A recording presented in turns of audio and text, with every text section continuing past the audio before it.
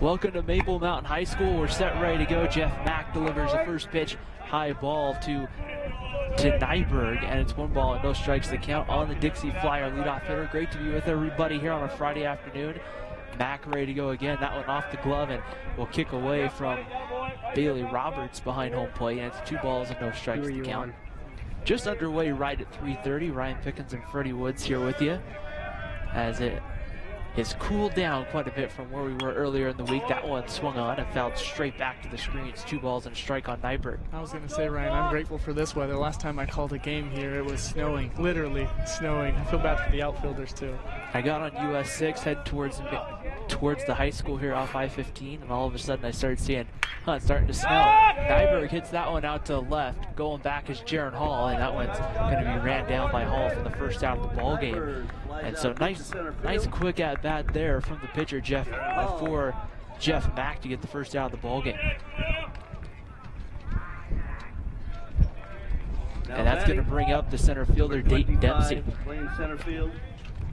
We'll give you the Dixie lineup here kind of as we go here. We got everything ready to go here just right before first pitch. So leading off, or batting second, will be Dayton Dempsey, in the first pitch misses away with the ball. It's 1 ball and no strikes to count. Pitching and hitting third today will be Tyson Fisher. Trevor Connell, the catcher, hits cleanup. Wyatt Woodland, the first baseman, will hit fifth as the 1-0 pitch is a grounded foul past the third base coach's box, and the count will even up at 1 ball and 1 strike to count. Duncan Stahelli, the right fielder, hits in the 6th spot. Cade Christensen, the third baseman, 7th. Caleb Levitt, the left fielder, hits 8th, and then Kyler Yates, the shortstop, rounds out and will bat 9th. So you'll see the pitcher's going to hit today. That one misses high, and it's 2 balls and a strike to count here for Dayton Dempsey. Ready to go once again. The pitch swung off, popped up. This one going to go out to right. Dawson Hall gets back under it, reaches up, and makes the catch. And there's quickly 2 outs. Dempsey with a fly ball to right field. And they didn't waste any time to hurry, and just like that, 2 outs before you know it. So defensively for the Golden Eagles, Quinn Green will be in left field, Jaron Hall in center field, Dawson Hall in right. Sam Moore will be at third, Cade Polson at short. It's going to be Wes Childs at second base as the breaking ball in there at the knees for a called strike to Tyson Fisher, and it's no balls and a strike. Over at first base will be Tyson Ellis, and Bailey Roberts will be behind home plate this afternoon. The right-hander kicks and delivers the 0-1 pitch. That one blocked and gets all the way to the backstop, but nobody on base, so it doesn't really hurt in that case if you're Bailey Roberts.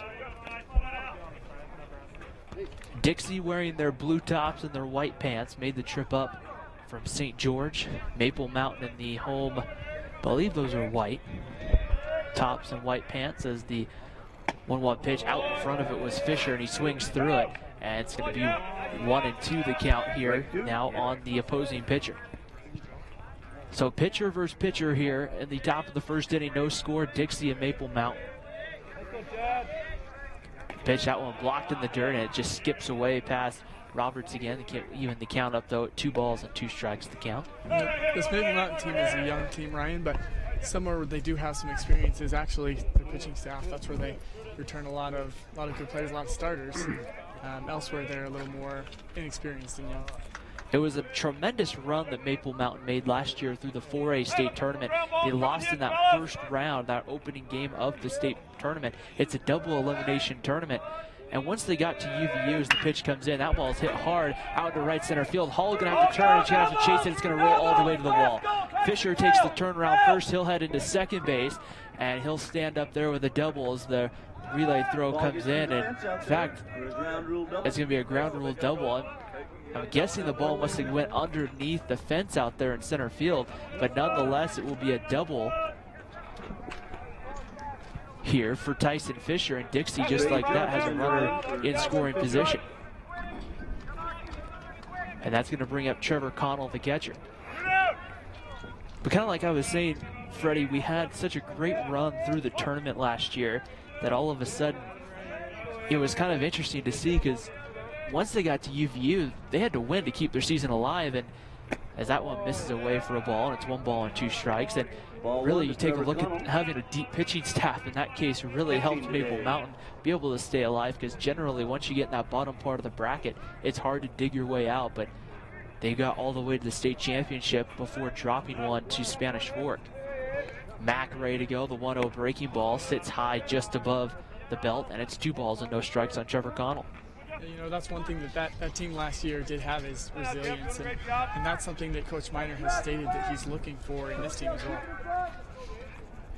Mack will take a look out on the runner at second. The pitch is going to be rolled, that one foul, and it'll be even the count now at 2-1 the count here on Trevor Connell. And that's really a great trait to have in a team. If you can get where your team's really resilient, able to play from behind, it can really change things, especially when you get in those adverse situations. That pitch swung on, popped up. Quentin Green going to go sprinting down the line for it, and he's going to make the catch, but it's going to be out of play before. That's why they have that line. You see that white line right there, and then he made the catch. There's a fence that runs all the way down. Now, generally, if you make the catch, it's an out, but since it got past that fence down there, it's out of play.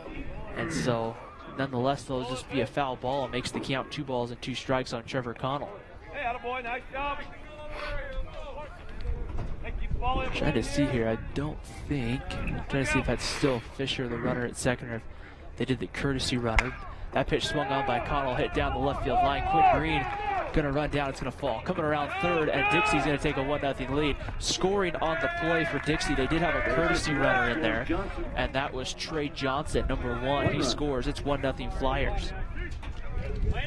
You know, we talked about resilience. I think Maple Mountain has a great chance to prove their resilience this season. I mean, they're in Region 8. I mean, what more can you ask for? You've got a lot of competitors in Region 8. It's always going to be a tight race. And it's going to start right off the bat. You're going to get a very good team next week in Payson, you know, a team that's done really well in their region. We'll have another courtesy runner coming in over at first base. It's going to be number 24, and that's Peyton Hara will come in to run over at first base. High school baseball, you can courtesy run typically for the, oftentimes you'll see it for the pitcher or the catcher, and that one misses low for a ball. It's 1-0 to Wyatt Woodland, the first baseman. One of the reasons why they do that is so, part of it is so that way the catcher can get the gear back on, so we don't have a long wait, but kind of one of those nice rules to get some extra speed on the base paths. The pickoff move, and back is over at first is Hara. Ready to go from the stretch. Matt comes home. That pitch high and tight, and it's makes the count now 2-0 the count here. 1-0 Flyers. They got an RBI single from the catcher Trevor Connell just a moment ago to give the Flyers a 1-0 lead. Top of the first inning. Thanks for joining us here on Spanish Fork 17. That one off the plate for a ball, and the count runs 3 balls and no strikes here on Wyatt Woodland. Walks are definitely something that doesn't help. Mack looking, especially with 2 outs, you want to just get that inning over with. That pitch swung on, hit past Sam Moore into left field for a base hit. Making the turn and holding at second is Hara, and Dixie once again doing some damage here with 2 outs, a couple of nice 2-out hits. And that's something that I'm sure Coach Gary Miner isn't happy about, because, I mean, Freddie, 2 outs, you're almost out of the inning, not when you want the other team to get something going. That's exactly right, and I think Maple Mountain's still trying to shake off a bad loss to Canyon View. Or excuse me, not Canyon View. It was Carbon, 13-0 loss just a few days ago, and so Maple Mountain with a hot start to the season, but have since cooled off a little. Duncan Stahelli stands in there, takes a called strike, and it's 0-1. And that's definitely something to take a look at. Maybe, you know, not a team you want to lose to, and you're playing down a classification as well, much less to lose 13-0. Now, I mean, there is some reasons why you can come up with that, just some logistics that the game was supposed to be here, but it was too wet, so they had to move it. That one rolled foul over by the Flyer dugout to be 0-2. And so maybe you kind of take a look, okay, all of a sudden having to change, but I mean, still shouldn't have had that big of an effect. And right now, especially with a young team, that's the way you're going to see. You're going to see moments where the team plays really well, and you're just like, wow. And then you're going to see some moments where you go, boy, this is going to be a young team. There's a called strike 3. Dustin Stahelli down on strikes, and the inning is over. So Max able to get 1 here, but the Flyers able to do the damage first at the end of a half inning. It's Dixie 1, Maple Mountain 0. You're watching high school baseball here on Spanish Fork 17. Let's take a moment to thank our sponsors here to help make this broadcast possible. Yeah, first off, we'd like to thank the car guys. We also want to thank State Farm, Lance Wilson. Of course, Triple T, heating, cooling, and plumbing. Can't forget about MVP Sports, who helps us pick an MVP at the end of each game.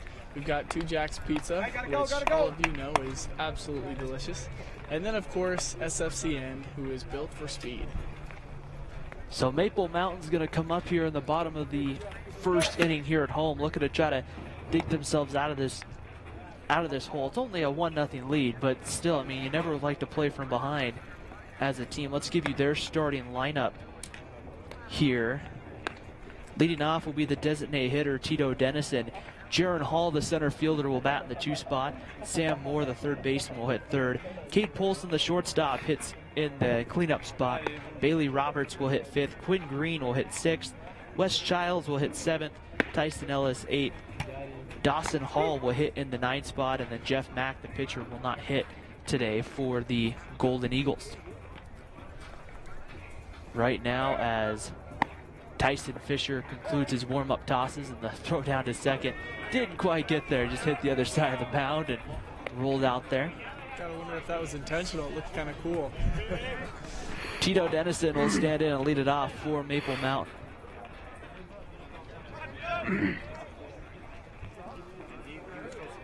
Now batting DH, Tito Dennison. So here's Dennison now from the right side. Where's number 1? The first pitch over for a called strike. Dennison, the designated hitter today for the Golden Eagles.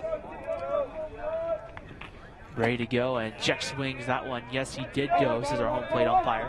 And it's quickly no balls and 2 strikes on Dennison.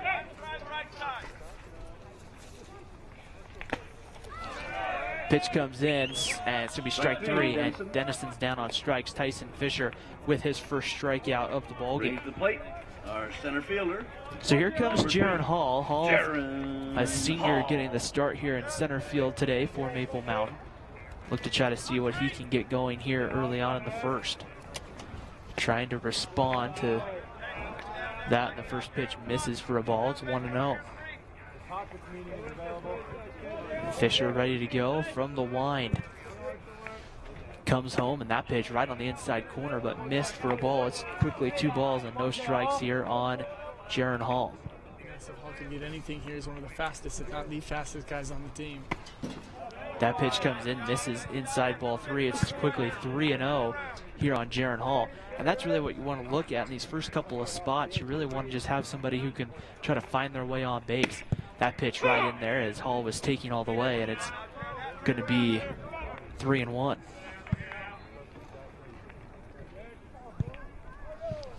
Ready to go. Hall swings, hits that one well to left. It's going to be a line drive off the palm of the glove out there and left. Hall's going to make the turn. He's going to speed into second. Makes the hard turn around second, but he'll hold there. And Jaron Hall's on here with 1 out as once again the ball comes in and their left fielder's down. I didn't see what happened. I was watching Jaron Hall around second, but their left fielder's down, and so a couple of the Flyers will go out there and we'll take a look at it. I didn't see exactly what happened either, but it looks like he may have twisted an ankle before the ball got to him. It looked like he was trying to catch it in a very awkward position there. That's Caleb Levitt, the left fielder, who's out there. And that's the hard part about that play is it's a line drive, and so you're already kind of going down towards the ground.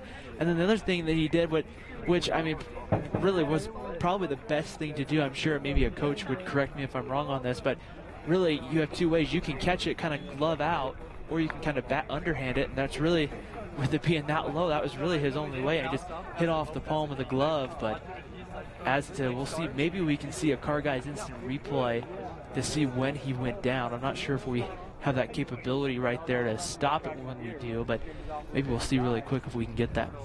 Yeah, you know, I think that he would have tried to scoot forward if he could, but like I said, I think maybe an ankle. It looks like as he limps off the field, it may have been an ankle that was twisted wrong, so he was kind of stuck there with his hand in that awkward position.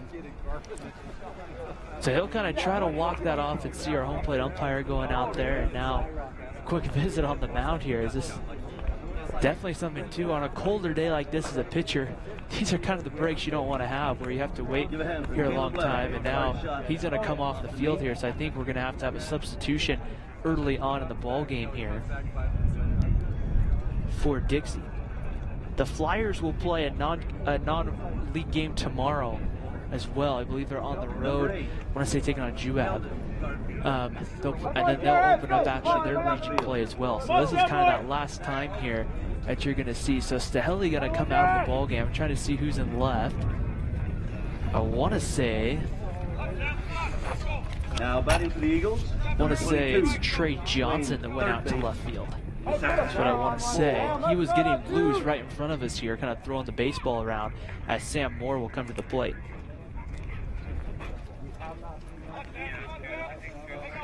So Jaron Hall gets on to second. I'm gonna say too, the hard part with that, I think they're gonna give him an error on that out in left field. Here's Sam Moore from the right side of the plate. The first pitch in there for a called strike to Sam, and it's no balls and a strike.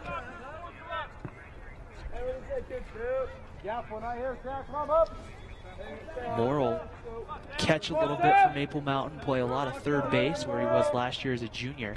That pitch comes inside and hits Sam Moore in the back, and he'll go to first base. Moore hit by a pitch, takes first base. So, and maybe one of those concerns that you get if you're Tyson Fisher, you had a relatively long wait where you didn't have a ball to throw to keep your arm warm, and on a day like today, it's harder as a pitcher to keep that arm loose and warm. Definitely something you don't really want to have a day where you have multiple times where you're having to have a long wait in between innings. That's a good point, and now you've got to face Polson, which is not exactly what you want.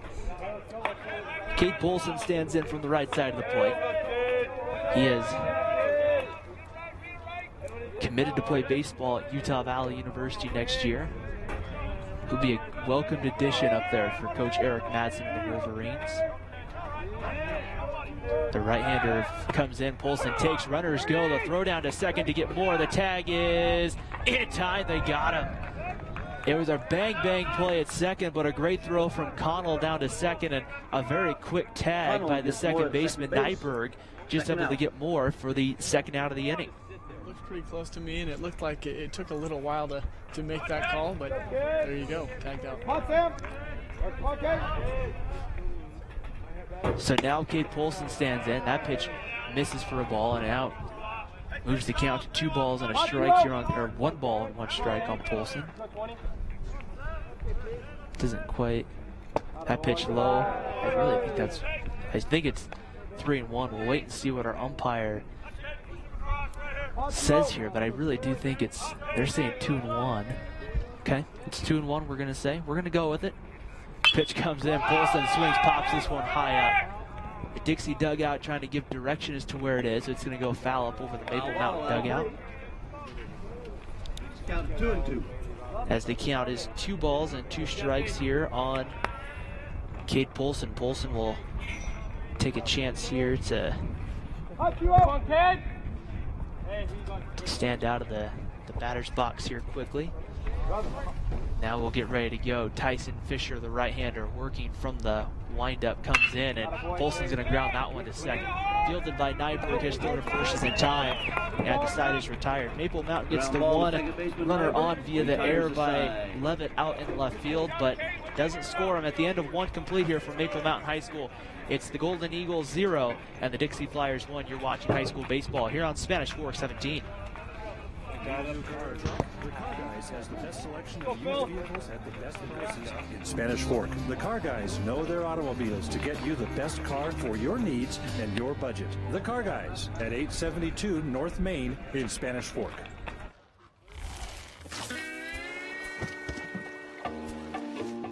Rest easy. State Farm agent Lance Wilson is there for you. Call 801-798-9288 today for the service you deserve. You know Triple T Heating and Cooling, but did you know that Triple T does plumbing? From tankless hot water, soft water, and reverse osmosis drinking water systems, right down to that leaky faucet. Triple T sure does plumbing. Call Triple T at 801-798-7711 today.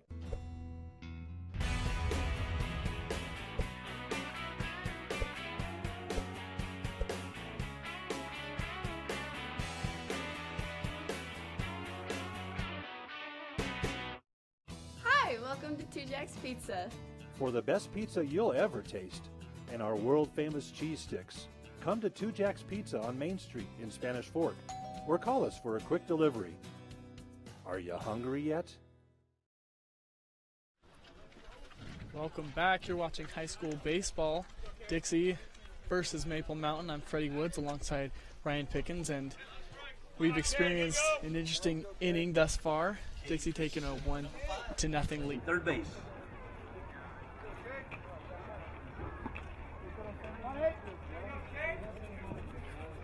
Oh, sorry.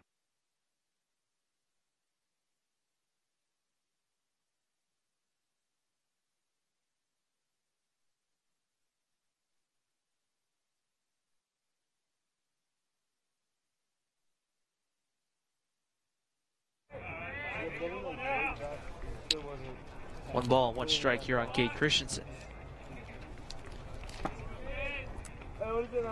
Ready to go here, and that's pitch to be swung on ground to the third. Sam Moore up with it. His throw across the diamond in time to get Christensen for the first out of the inning. Nice job there by Moore. Moore knew he had time and kind of took his time to plan, take a step, and deliver. That's a little bit more difficult play. That's pretty routine, but when trying to worry about getting the fielding right, make the right throw, that can be a little bit more difficult play than it looks. So we're going to have here a new, this was the spot that Caleb Levitt was hitting in before he came out swinging and missing, is Keldon Karkula. Karkula is going to be the one hitting now in this spot here. Ready to go, and the pitch comes in, and Karkula swings through it, and it's 0-2.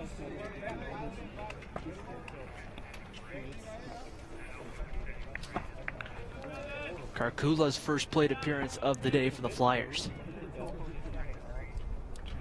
Ready to go, Matt kicks and delivers. That pitch going to go to the backstop as one got away from Bailey Roberts here. 1 ball, 2 strikes. Do you want to thank the Car Guys for the Car Guys Instant Replay and MVP Sports for the MVP of the game, which will be announced at the conclusion of our broadcast today. A couple of our sponsors that have made this year really good here on Spanish Fork 17. Breaking ball, misses low and away ball. Two balls and 2 strikes to count here on Karkula.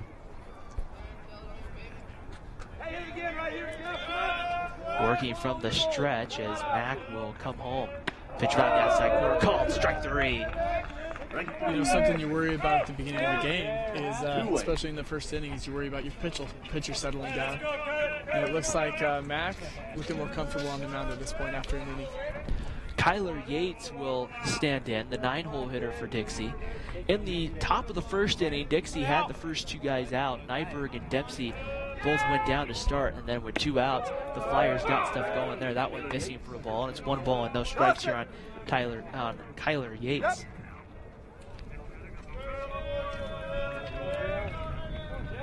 Maple Mountain, we'll get used to seeing them here. That one is going to be hit deeper in the hole. Cade Polson's there. He'll throw across the diamond. Did they get him? Yes, he did. No, he did not. He beat it out. That was I was wondering. The umpire is standing right where I have a pole right in front of me. So Kyler Yates able to beat it out. So once again, Dixie will have a 2-out hit. We'll go back to the top of the lineup and Dustin Nyberg. Nyberg in the first inning flew out to Jaron Hall in center field. It was a tough play for Cade Polson that was deep in the hole and maybe a little nonchalant there. That ball hit by Nyberg pretty well out to right. Dawson Hall goes over. He'll make the play, and the side is retired. So the 1 hit, the infield single by Kyler Yates, but the Flyers strand him at the end of 1.5 for Maple Mountain High School. It's the Golden Eagles 1, the Dixie Flyers 0. You're watching. We're actually gonna keep it here. And thank our sponsors here, the Car Guys for the Car Guys Instant Replay, Lance Wilson State Farm for the Lance Wilson State Farm Great RBI. We're going to have 2 Jacks Pizza for the 2 Jacks Pizza Double. Triple T, for the Triple T Triple. And then Spanish Fork Community Network, we're built for speed. So great to be with everybody once again. Ryan Pickens and Freddie Woods here as we start baseball season, and you know, we ended it last season at Brent Brown Ballpark where it was cold and chilly, and I'm having a lot of Having some flashbacks? Yeah, some flashbacks. I was trying to think of a more exciting word for it, but nonetheless, great to be with everybody once again here as Tyson Fisher will begin his warm-up tosses, as we've had a great sports season here so far, and the exciting part is baseball. The way last year went with both Maple Mountain and Spanish Fork reaching the state final, that was a very exciting time. Hopefully, hopefully, depending on which side of the fence you're on, probably a good result if that was to happen again. That's right. I guess that would be kind of the hope anyway. Something I'm interested in, Ryan, this season is to see, to find out the identity of this Maple Mountain team. I think a lot of people, especially the fans here in Spanish Fork, are excited about the potential for this team. They're very young, but you saw what they did last year, and it'll just be interesting to see if the character and the ability to come back and fight back that these seniors obviously have, and the guys on the team last year, see if that can rub off onto the team and see if that can become part of their identity this year. Yeah, and that's definitely something to kind of take a look at, especially with how tough Region 8 is going to be. I mean, right now, at the beginning of the year, a couple of the major polls throughout the state had Salem Hills, Spanish Fork, Maple Mountain 1, 2, and 3 in them, as Bailey Roberts stands in, takes a fastball high for ball 1. It's 1-0. And so that kind of tells you there's going to be no easy out once you get into Region 8 play.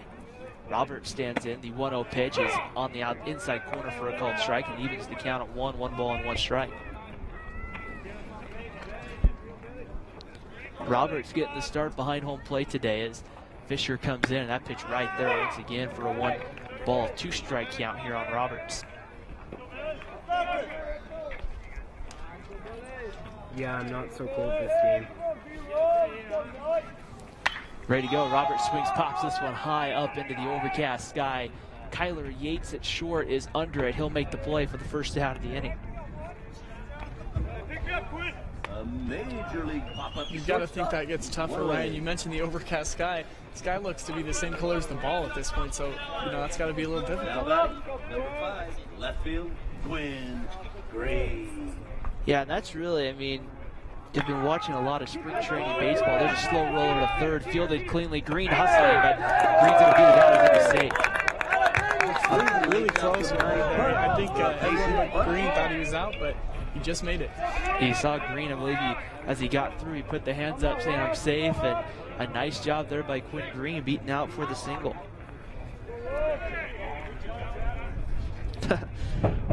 So right here, as it's going to bring up Wes Childs right here as a good opportunity. I'm not sure if we'll see a Car Guys instant replay on that or not, but there were some questions about that. So I think some people wanted to see that one there. As that one's in there for a called strike. 0-1 to Wes Childs, the second baseman. Maybe that's the next step as we institute a challenge with this Car Guys instant replay.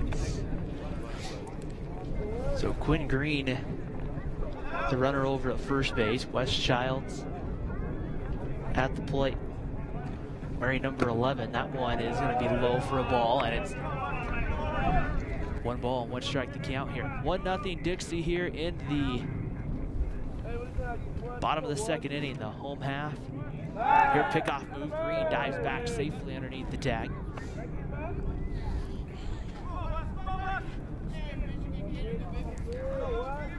So ready to go. Getting his lead over at first is Green. Pitch comes home. That pitch swung on, hit out to left. Going back is Karkula. He's going to make the play. And there's 2 outs in the inning. Childs flies out to left field. Karkula adjusted just at the right second there. Looked like he almost missed that. And now it brings up the first baseman, Tyson Ellis. Ellis, you'll also see him throughout the year on the mound for Maple Mountain.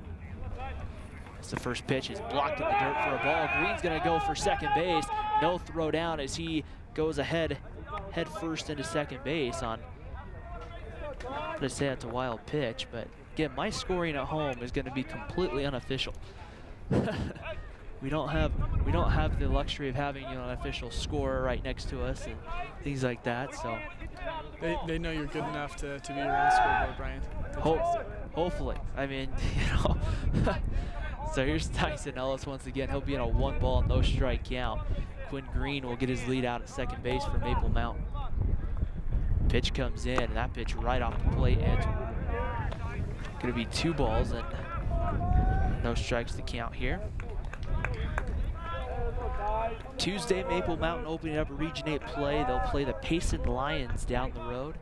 Pitch low for a ball and moves the count to 3-0. The count here on Tyson Ellis. So Ellis likely in this at-bat, I would think, would be taking all the way.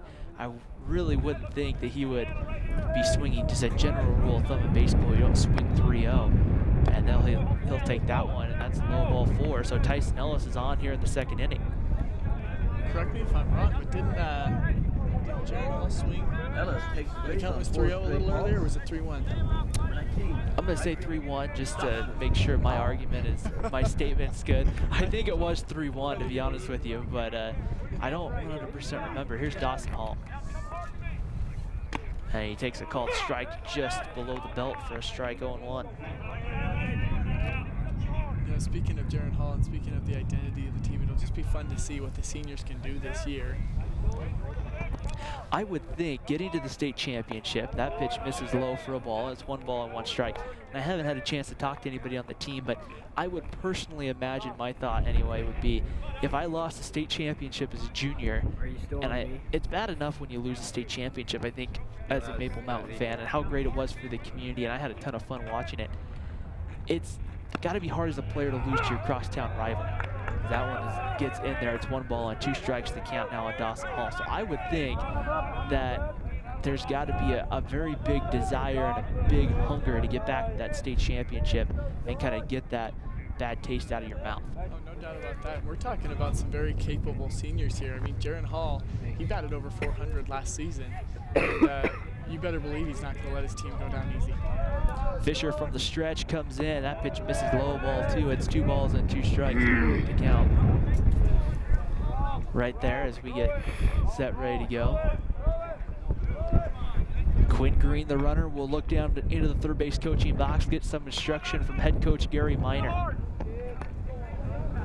Running over at first base is Tyson Ellis as the pitch comes in. That pitch takes low ball 3. Good eye from right there. That one didn't miss by much, but it apparently was low. It makes the count full, 3 balls and 2 strikes. So with 2 outs in the inning, the runners will probably take off here. Woodland not going to hold the runner at first. And the 3-2 pitch is swung up, popped up, and it goes foul. So we'll have another 3-2 pitch. Trying to make sure here that it's pretty windy here at the ballpark this afternoon. Trying to make sure that we keep as much of that wind out of your TV sets at home. Full count, runners go. The pitch is swung out by Hall. This one's hit out to right center field. That is going to roll all the way to the wall. Coming around third, Green will score. Tyson Ellis right behind him. It's a 2-run RBI double by Dawson Hall. It's 2-1 Maple Mountain. And that is a 2-run RBI double for Lance Wilson State Farm Insurance. Great RBIs. 1 run. And they're Second runner missed third base. and they appeal down to third, and they're going to say that Tyson Ellis missed third, so he's called out. So it's going to be 1 run across the board for Maple Mountain. And it's 1-1 at the end of 2 here for Maple Mountain. It's the Golden Eagles 1, the Dixie Flyers 1. You're watching high school baseball here on Spanish Fork 17. MVP Sports is the #1 source for sporting goods in Spanish Fork. Football, soccer, all the fall sports, we've got you covered. Check out our new custom t-shirt builder. Design at home and we'll build it for you. MVP Sports, 72 North Main in Spanish Fork. Need a new car or truck? The Car Guys has the best selection of used vehicles at the best prices in Spanish Fork. The Car Guys know their automobiles to get you the best car for your needs and your budget. The Car Guys at 872 North Main in Spanish Fork.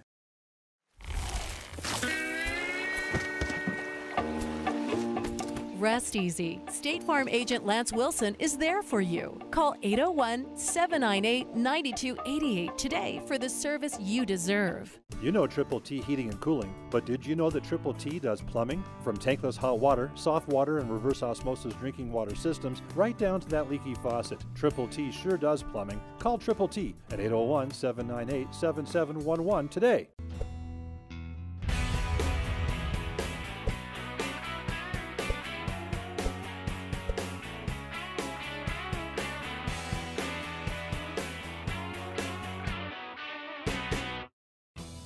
Welcome to Two Jack's Pizza.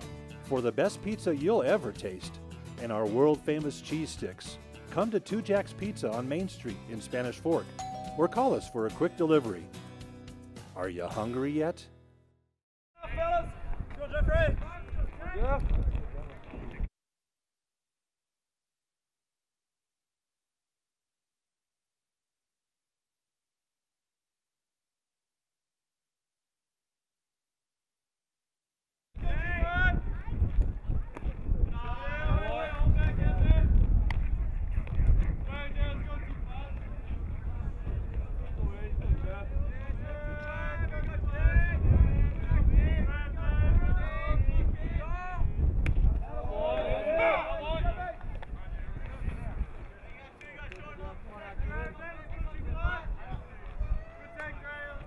They're still announcing. I don't know why. All right there. Go kicks and delivers a breaking ball. It was going to be swung off, bounced over to third. Sam Morris there. His throw across the diamond, scooped up by the first baseman Tyson Ellis for the first out of the inning. Runner's thrown out at first on a nice scoop. Nice routine play there. Number 15. And in the last sequence we saw before the break there, you know, we had talked about senior leadership, we had talked about resilience, and both were on display there, showing that they're very much alive in this one. And of course it was a senior that dug him out of that one. So here we are, tied up. So here's Tyson Fisher, the pitcher. He's had a ground rule double to center field, and what I'm guessing probably the ball just kind of slipped through underneath the fence out there in center, because it didn't bounce over. That one misses away. It's 1 ball and no strikes to count. Fisher, the opposing pitcher in this ball game, got everything going for the Flyers with that 2-out double back in the first. Matt comes home. That pitch is going to be hit to left pretty well, going back, and it's going to be foul, it looks like here. As Quinn Green runs the ball down. And nope, Quinn Green ran the ball down, and now 2 away. And now there's 2 outs in the inning. Here's the catcher, Trevor Connell, coming up to the plate. Connell is 1 for 1. He had a single back in his first inning here. Quick conversation between Bailey Roberts and our starting pitcher, Jeff Mack. Top of the 3rd inning, we're tied at 1 here at Maple Mountain High School as the right-hander Jeff Mack gets ready to deliver to Connell, and the first pitch is right off the plate for a ball, 1 ball and no strikes. Trevor Connell, 1 for 1, had a single and actually brought home Tyson Fisher, or actually the runner for Tyson Fisher. And the pitch comes in, that one misses, ball 2. It's 2 balls and no strikes to count here on Trevor Connell. Hey, challenge right here, come on. Ready to go once again. Here's the pitch. That one bounces in, ball 3. It's 3 balls and no strikes to count here on Trevor Connell.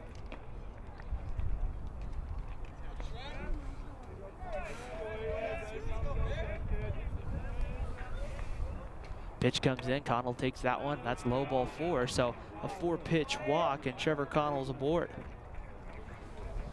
Now we'll see here, we're gonna have another courtesy runner over at first. They can do that all game long. There's no re-enter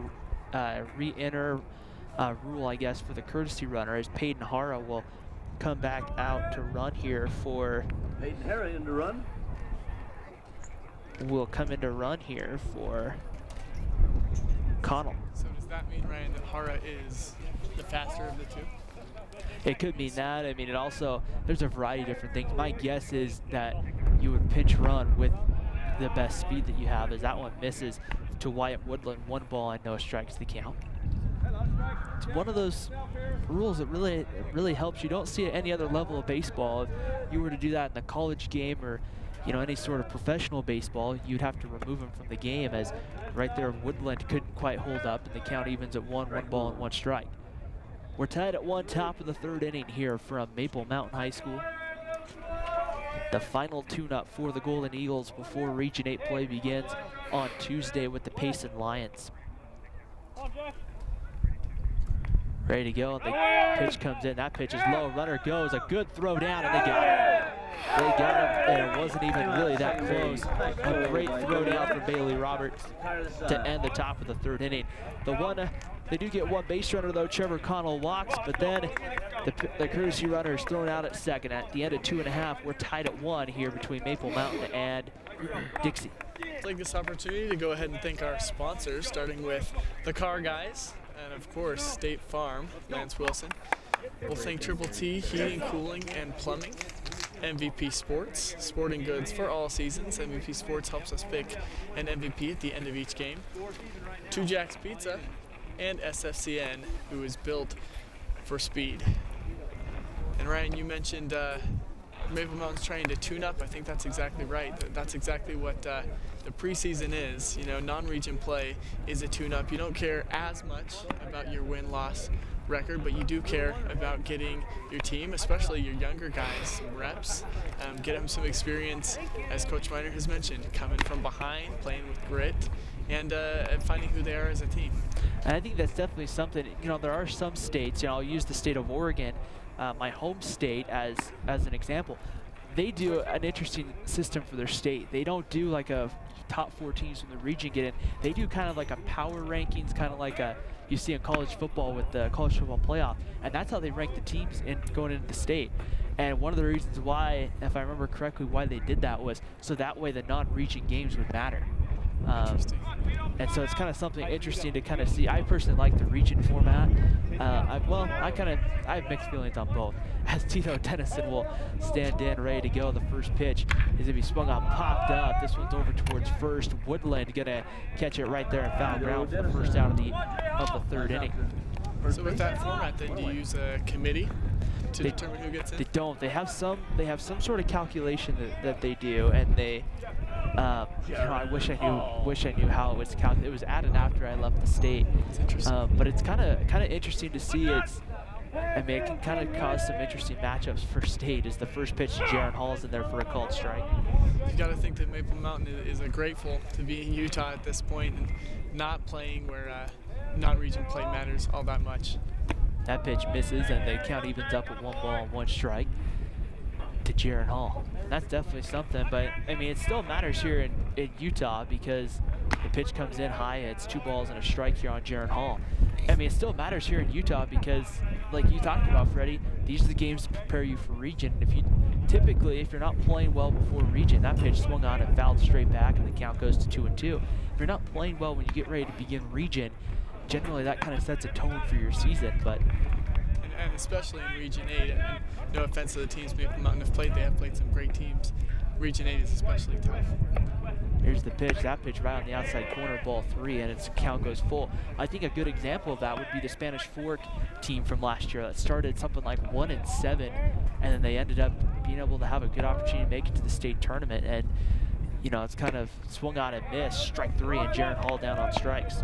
You know, and there's something to that. I think coaches, an experienced coach like Coach Miner, they'll do a little playing around with their staff, with their lineup, and I don't think everything's set in stone yet. I think he's still looking at what they've got, where they can use it. Well, and I think that's part of the good opportunity to have in the non-league, where it matters, but it maybe doesn't matter when it comes to qualifying for state, as Sam Moore takes the pitch right on the lower outside corner for a called strike. Sam hit by a pitch in the first, so does not have an official at bat on the afternoon. The pitch comes in. That one's going to be in there in the knees for a called strike, and it's 0-2. But nonetheless, it's going to be good. There are a lot of good teams in Region 8. Payson's going to be a team you can't overlook. For sure, that pitch comes inside. That one right on the outside corner. It's 1-2. And that's a team Maple Mountain has seen quite a bit. They saw them once here last year, back in a game in March, where Payson actually came in and beat Maple Mountain. And the pitch comes in. That one misses, and it's ball 2, and the count moves to 2 balls and 2 strikes. And then there was another, I believe they played 2 right before the state tournament, as the state playoffs began, kind of, I guess, as a non-league kind of tune-up game, you could call it. That one right off the outside for ball 3, and the count goes full, 3 balls and 2 strikes. So kind of something to keep in mind with, as well as that's a team that you've seen quite a bit. Uena's looked really well. 3-2 pitch swung on and foul tipped into the glove, strike 3, and the side is retired. So the Golden Eagles go down 1-2-3. Tyson Fisher has 3 strikeouts through 3. We've played here at Maple Mountain High School. We're tied at 1. Dixie and the Maple Mountain Golden Eagles here on Spanish Fork 17. MVP Sports is the #1 source for sporting goods in Spanish Fork. Football, soccer, all the fall sports, we've got you covered. Check out our new custom t-shirt builder. Design at home and we'll build it for you. MVP Sports, 72 North Main in Spanish Fork. Need a new car or truck? The Car Guys has the best selection of used vehicles at the best prices in Spanish Fork. The Car Guys know their automobiles to get you the best car for your needs and your budget. The Car Guys at 872 North Main in Spanish Fork.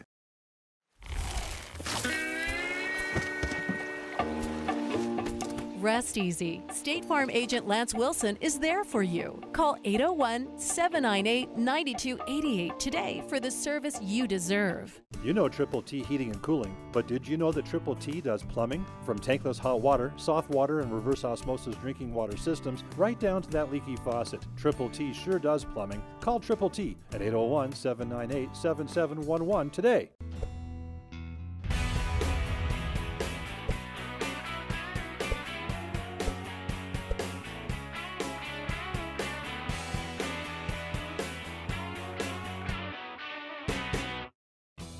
Welcome to 2 Jack's Pizza. For the best pizza you'll ever taste and our world-famous cheese sticks, come to 2 Jack's Pizza on Main Street in Spanish Fork or call us for a quick delivery. Are you hungry yet?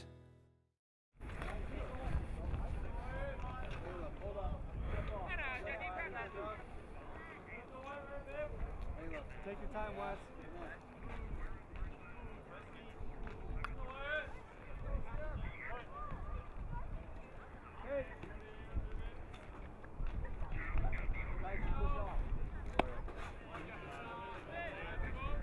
Oh, yes. Woodland on the day is 1 for 1, had a single back in the first. Jeff Mack, the right-hander, going well today as that pitch misses high and tight ball 2. It's 2 balls. Are you still on? And no strikes to count here on Wyatt Woodland. Dixie scoring in the first on an RBI by Trevor Connell. That pitch right on the inside corner, but a called strike. It's 2-1 to Wyatt Woodland. Yeah, you know, I've been pretty impressed with Mac today. In the game against Timpanogos, he had a lot of balls that were too low, and he couldn't seem to lift it. But today, I've been really impressed with how he's adjusted. Pitch on its way. That pitch is going to be lined right back up the middle into center field for a base hit. So Woodland is on here to start the 4th inning. His second hit of the afternoon. And now Duncan Stahelli is going to come to the plate. You know, Ryan, we talk about how tough Region 8 is. We haven't even mentioned Salem Hills, who I think is 7-0. Yeah, they're. I was getting there before we went to the commercial break. But no, Salem Hills is going to be really good. Spanish Fork, I mean, you know, the thing is with some of these schools is some of these teams, and I throw Maple Mountain in there, they've played up that pitch high. Bailey Roberts leaping into the air to make sure that one doesn't get to the backstop. He's able to make the play, 1 ball and no strikes. That's one thing you see at this 4A and the 5A classification. You see teams like, you know, I'll use Spanish Fork an example. They've played American Fork and Bingham, 2 of the really good 5A schools, and that's where a couple of their losses have come.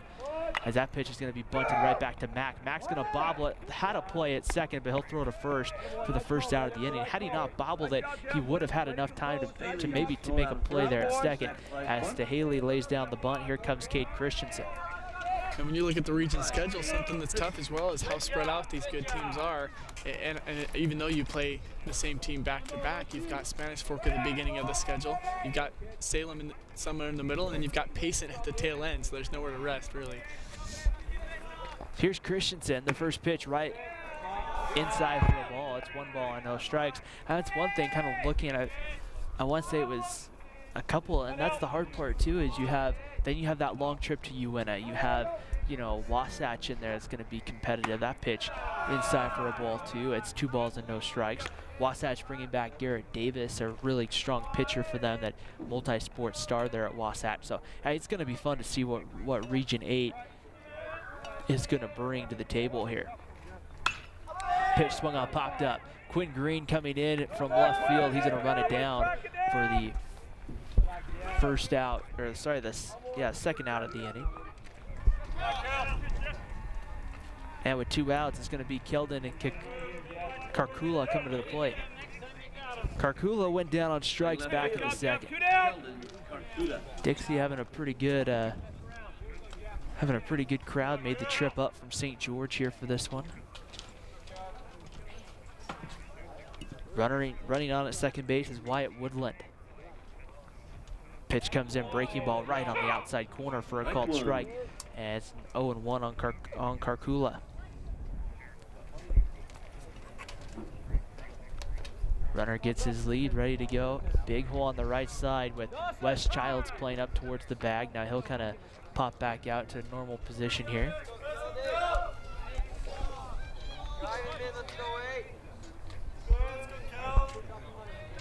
Here's the pitch on its way. That pitch misses low.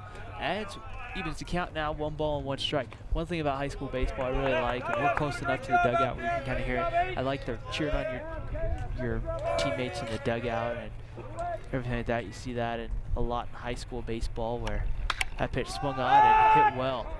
Green going back to the track, reaches up, he'll make the play as he kind of got twisted around, but he's able to somehow make that catch to end the inning. Wyatt Woodland had a single, he got stranded on at second base though, and that ends the top of the 4th inning. We're headed to the bottom of the 4th here at Maple Mountain High School, where Cade Polson will lead off for the Golden Eagles after we get our sponsors in here. We do want to thank the Spanish Fork Community Network, 2 Jacks Pizza, MVP Sports, Triple T Heating, Cooling, and Plumbing, Lance Wilson, State Farm, and the Car Guys. We thank them for making this broadcast possible. Specifically the Car Guys for our Car Guys Instant Replay, MVP Sports for the MVP of the game, which will be announced at the conclusion of our broadcast. Lance Wilson, State Farm Insurance, the great RBI.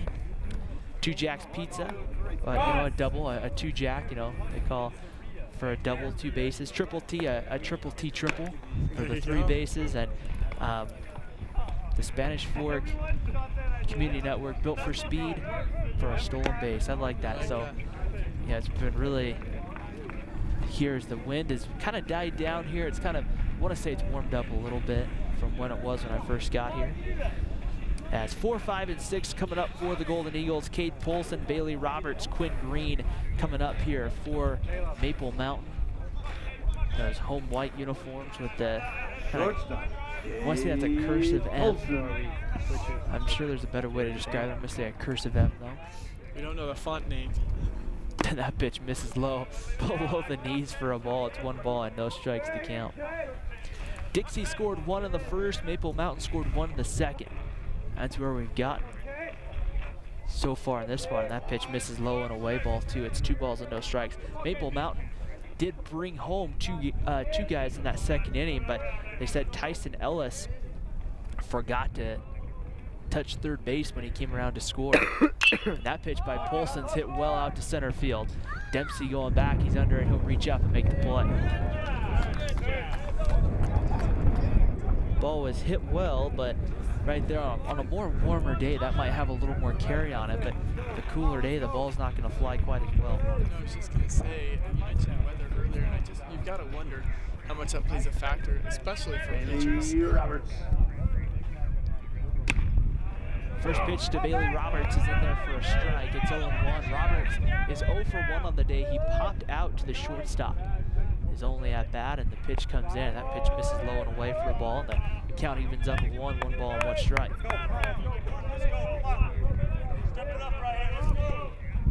Roberts, the catcher today for Maple Mountain. Looking to try to get something going. Tyson Fisher's worked very efficient here for Dixie. Gets that one in there for a strike. And it's going to be now 1 ball and 2 strikes the count here on Bailey Roberts. On its way home, Roberts going to swing, try to get that one off into right field, but it's going to hang for Nyberg to get there for the second out. Roberts with the pop out to second base. So quickly with 2 down, Quinn Green, the left fielder, will come up. Green had a single in the second that just went right back up, or actually he laid it down the third baseline and outran the throw from Cade Christensen. Then he came around to score later on in the second. Green stands in, takes that pitch low for a ball. It's 1 ball and no strikes to count on Cade Green. Green now, buddy. Playing an awesome left field today. Green swings through that one. It's gonna even the count now, 1-1. Are they? That pitch pulled back. That one low. 2 balls and a strike now. A good job by Green to pull the bunt back quickly. Cade Christensen's going to be a little more alert this time with Green at the plate than maybe he was last time. He's playing just about a step beyond the third base grass at third. Breaking ball, Green held up there, and that makes the count. I believe scoreboard shows 2-1. I want to say it's 3-1. I was wrong last time though, so let's just say it's 2-1. Pitch on the way. That one missed. Called that one a strike, 2-2. They're just coming pretty fast here. Fisher ready to go.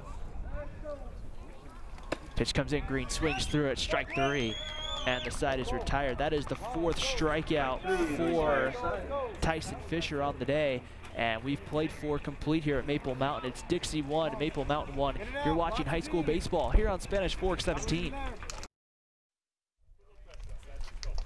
Top of the 5th inning beginning here at Maple Mountain High School, and the Golden Eagles make a couple of changes. Tyson Ellis will be the new pitcher for the Golden Eagles. He'll move from pitcher to first base, and I believe that's Caleb Peterson, number 24, coming in. He'll now man the bag over at first. So a couple of changes here as Kyler Yates, the shortstop, will stand in. Yates 1 for 1 today, and the pitch comes in, he swings and fouls that one away with no balls and a strike. Yates, when I say he's 1 for 1, he's got 1 hit and 1 at bat. I know we've talked about these preseason games don't matter as much. You've got to think that Maple Mountain wants to get out of here with a win and get in the habit of winning early. That pitch fouled away. Now it's going to be quickly 0-2 on Yates. And no, I mean, Freddie, that's a really good point, because you want to make it a habit, so that way when region comes, you know, I mean, winning can affect your attitude all the way throughout the board. The 1-2 pitch, that one a good block by Roberts, but that one's in the other batter's box, and it's 1-2. If you have a bunch of losses in a row, it's kind of easy to get in the mentality of thinking, well, the minute one thing goes wrong, there goes the game. The pitch, Yates way out in front of it. It's going to skip away. Roberts will have to throw down to first, which he will to complete the strikeout. That's Tyson Ellis's first strikeout of the ball game. Be a K2-3, they'll call that in the scorebook at home, on the 2-3 from the catcher to the first baseman, and the first out of the 5th inning retired. Here comes Dustin Nyberg, the second baseman.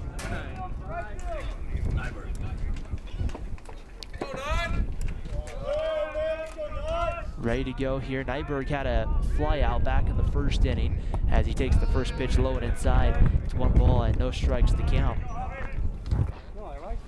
For Dixie, the leadoff hitter for the Flyers.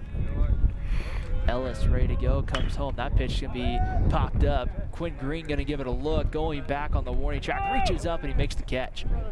That ball was hit pretty well right there, and for the 2nd out of the inning is retired. Here comes Dayton Dempsey. So with 2 outs, Dempsey's gonna come to the plate here. Dempsey has flown out to right and grounded to 3rd here today for the Dixie Flyers. The Flyers came into this one, I believe it's 7-2. They've played a combination of a lot of teams from different classifications. That pitch was low for a ball. It's 1 ball and no strikes. They'll open up region play with Cedar. The 1-0 pitch on its way out. It's going to be fouled away, and it's now 1 ball and 2 strikes to count. So as good as Region 8 is, Maple Mountain's getting really some good experience with tough teams early on here. Yeah, and that's just the thing. When you take a look at it, I mean, you know, you're playing good teams, and that's really what you want to do. I mean, yeah, you could go schedule teams that you're going to win every week, but then there's really no way to judge how, if you're getting better or not. That one misses for a ball. It's 2 balls and a strike. And so definitely kind of one of those interesting things. I think you want to schedule some teams you can beat, kind of schedule a combination.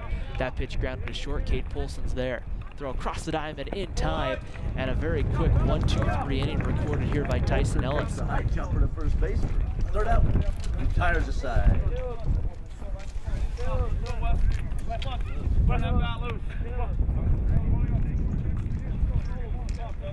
we head here to the bottom of the 5th inning. Let's take a moment here and thank our sponsors. Freddie, why don't you take it away? Start off with Spanish Fork Community Network SFCN, who is built for speed. We'll thank Two Jacks Pizza as well. MVP Sports, who provides an MVP at the end of each game. Triple T, heating, cooling, and plumbing. Lance Wilson, State Farm, and of course, the Car Guys, who will hook you up whenever you're in need. And just appreciate our sponsors giving us this great opportunity to bring you some baseball here in March. It's still a little nippy outside, but you've got to think that these players are looking forward to warmer weather. I would think they would, because that way the ball will fly a little bit better and things like that. Is a lot of people look into that Dixie dugout, a lot of gloves and hats, a lot and of long jackets sleeves. and long sleeves here being played today. Even looking at players, Tyson Fisher, the pitcher right now for Dixie, doesn't have long sleeves on at all, and I'm looking around, and he's probably one of only a few. There's a couple, it looks like, in that Maple Mountain dugout, but boy, most people, if they can, they have a sweatshirt on. And you know, it's kind of interesting. I have my Maple Mountain sweatshirt on before this morning, going like, oh, I'll wear, you know, a sweatshirt to the game. I'm like, went out, did a couple of things this morning, went, oh, I don't want to wear that, I'll wear something different. Yeah, I'm really wishing I had that sweatshirt now. Here comes Wes Childs. This will be 7, 8, 9 coming up. Childs, Ellis, and Hall. And that one swung off first pitch, and Wes Childs hits a fly ball to right. Getting back there is Stahelli. He'll make the play for the first out of the 5th. So with one out, here comes Tyson Ellis. Ellis moved from first base to pitcher. Ellis walked and then was about to score on the double from Dawson Hall, but forgot to touch third as he came around, and that one in there for a called strike. As no 0-1. The little things sometimes come back to hurt you, but Ellis will try to redeem himself here as that one misses off the plate for a ball. It's 1 ball and 1 strike. And I'd say, you know, relatively speaking, he's done quite a good job on the mound today. I think Maple Mountain's been appreciative of his efforts. Pitch misses away, ball 2. It's 2 balls and a strike. And that's definitely something to kind of take a look at, that right here, it's trying to build momentum. And I like how you talked about that earlier, Freddie, that as Ellis swings, hits that one very well out to left field, going back. That's going to go all the way to the wall. It's going to go up 1 hop. Ellis is going to look at taking the turn. He's going to pull up on a second with a 1-out double.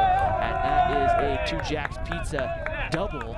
There is that one went to left center field. You know, and Ellis is the guy. I think when this Maple Mountain team was in Cedar City, played a few games, he really stepped up and carried this team.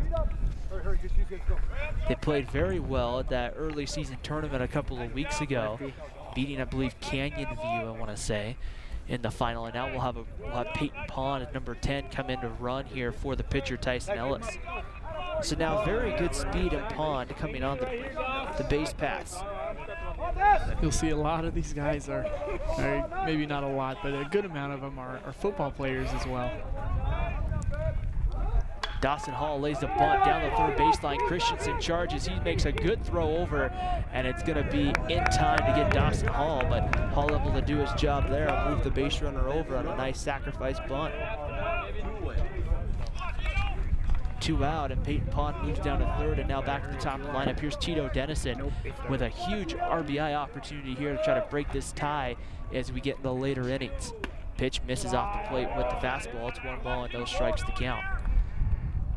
High school baseball only plays 7 innings. They don't play the typical 9, so you get into the 5th inning, it's kind of the equivalent as that one hits the outside corner. Really kind of the equivalent of playing in the 7th, really, at this point of the ball game. Don't ask me how I'm working that math out there, because I know that 7 is less than 9. That was swung on and missed. It's 2 strikes now on Tito Dennison. You know, you mentioned how you enjoyed being able to hear the coaches in the dugouts in these microphones. You can hear Gary Miner, I think, in our microphones right now. He's already a vocal coach with a very booming voice, and it's fun to hear his feedback for his players. Ready to go. Tyson Fisher comes home for Dixie. That one's going to be popped up. That's going to go foul. Up over the Maple Mountain dugout onto the soccer field. The soccer team was practicing here earlier. I think they've concluded. I don't see them out there anymore. And let's hope so, or someone just took a fly ball to the head. Pitch on its way. That one misses away, ball through 2 balls and 2 strikes.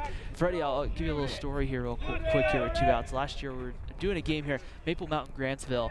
There was a Maple Mountain softball game going on behind us. There was a soccer game. It was kind of crazy. You kept hearing all this stuff. That pitch misses ball 3. The count runs full here on Denison. Kind of cool because we heard about 2 or 3 goals come from Maple Mountain, and you just hear it from the soccer field, goal, you know, and just held it out. It was pretty cool to kind of see. How's that one? That pitch swung out and missed, and that's strike 3, and Denison down on strikes.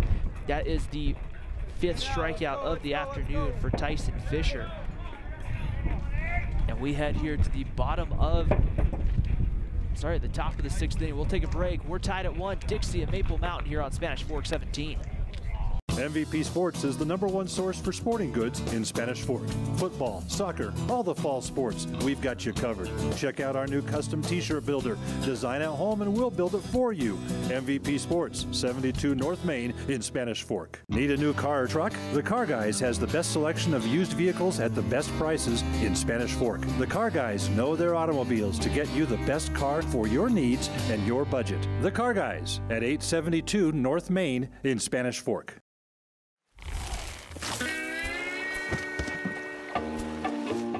Rest easy. State Farm agent Lance Wilson is there for you. Call 801-798-9288 today for the service you deserve. You know Triple T Heating and Cooling, but did you know that Triple T does plumbing? From tankless hot water, soft water, and reverse osmosis drinking water systems, right down to that leaky faucet. Triple T sure does plumbing. Call Triple T at 801-798-7711 today.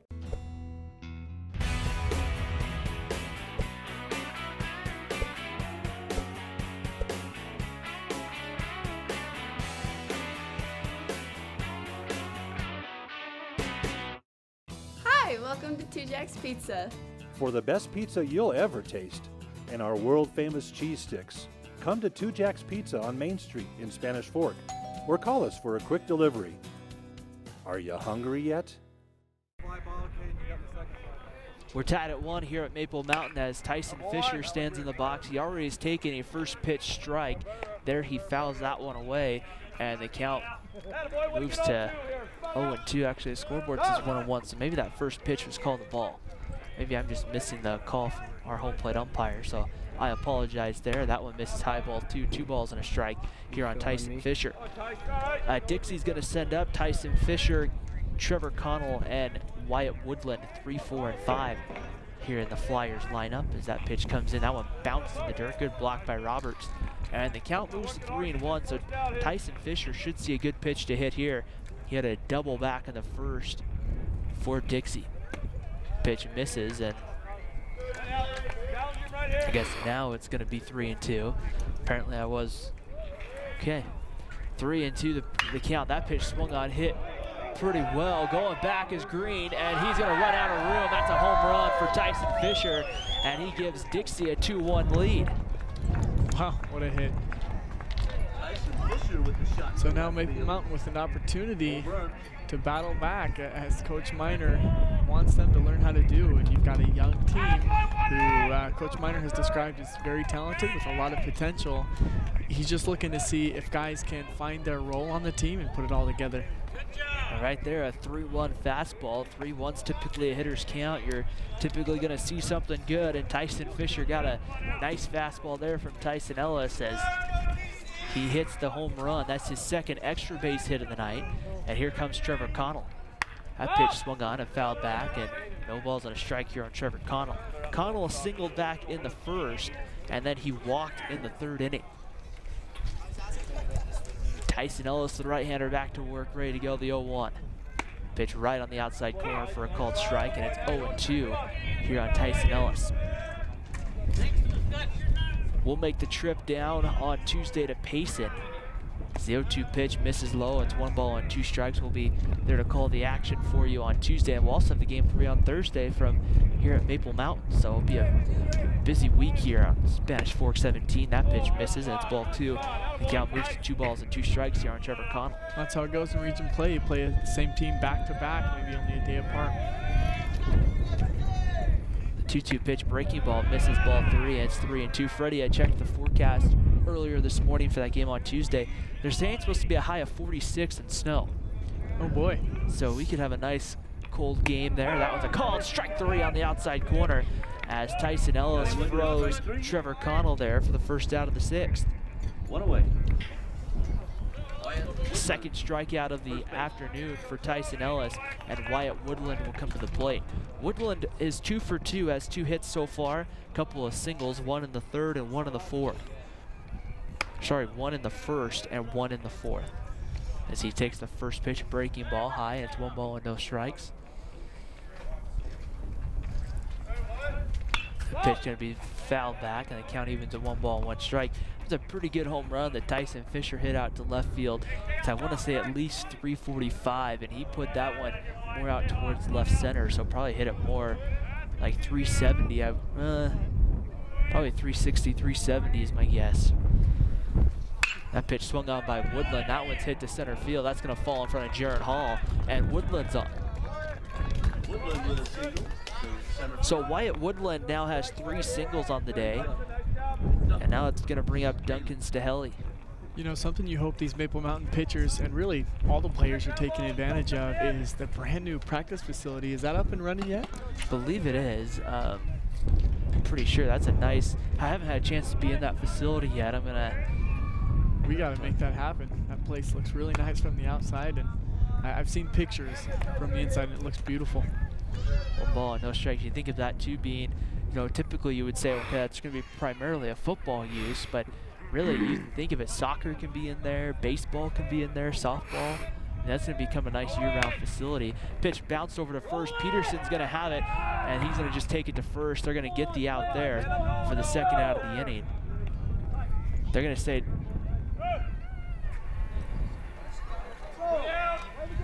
Peterson took it to, You know, I think the players are just as confused as we are right now. Because I saw, so what they're doing, at the end of the day, Wyatt Woodland is out. The only thing Stahelli reaches onto first, and Kate Christensen takes a fastball away. So I wish I knew what went on there, but so I apologize. 1 ball and no strikes to count here on Kate Christensen. Swung out and missed, and the count now evens at 1 ball and 1 strike. There's a couple of things that it could be.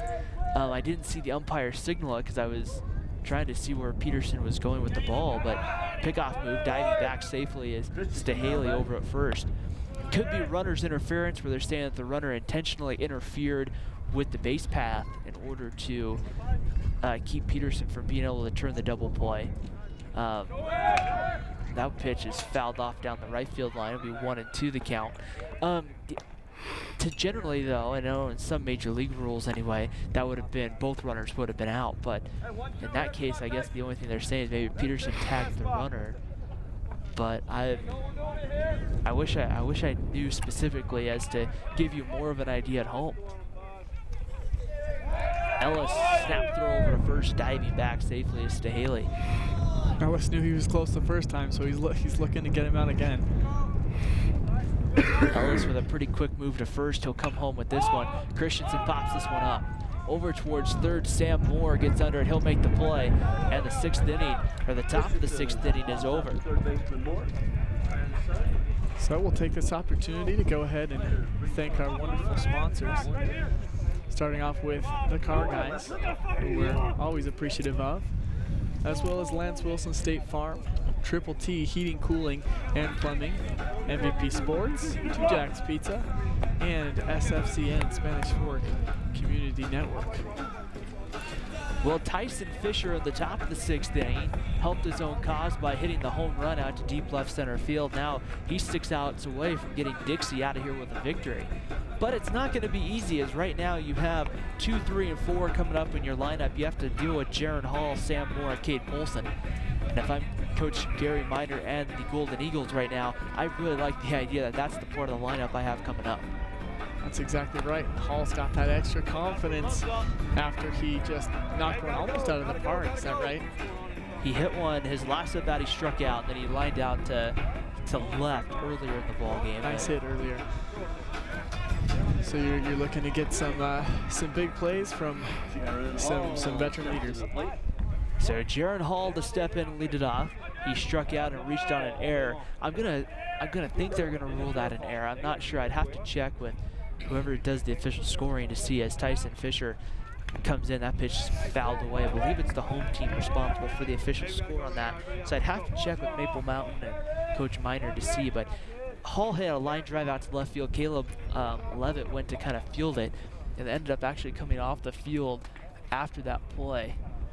And I'm not sure if that's going to be, the reason why I say it would have been an error is it hit him right kind of in the palm of the glove, and I'm not sure necessarily what happened other than that. After that, he came off the field. He was down on the outfield grass for a few minutes and then came off the field. There's a breaking ball in there for a called strike to Hall, and now Jaron Hall has to go and hit very defensive here as he's got 2 strikes on him here. Fisher working quickly, comes home. The pitch just missed ball 2, and boy, from my vantage point there, that looked, I was waiting for Hall to get rung up there for a strikeout.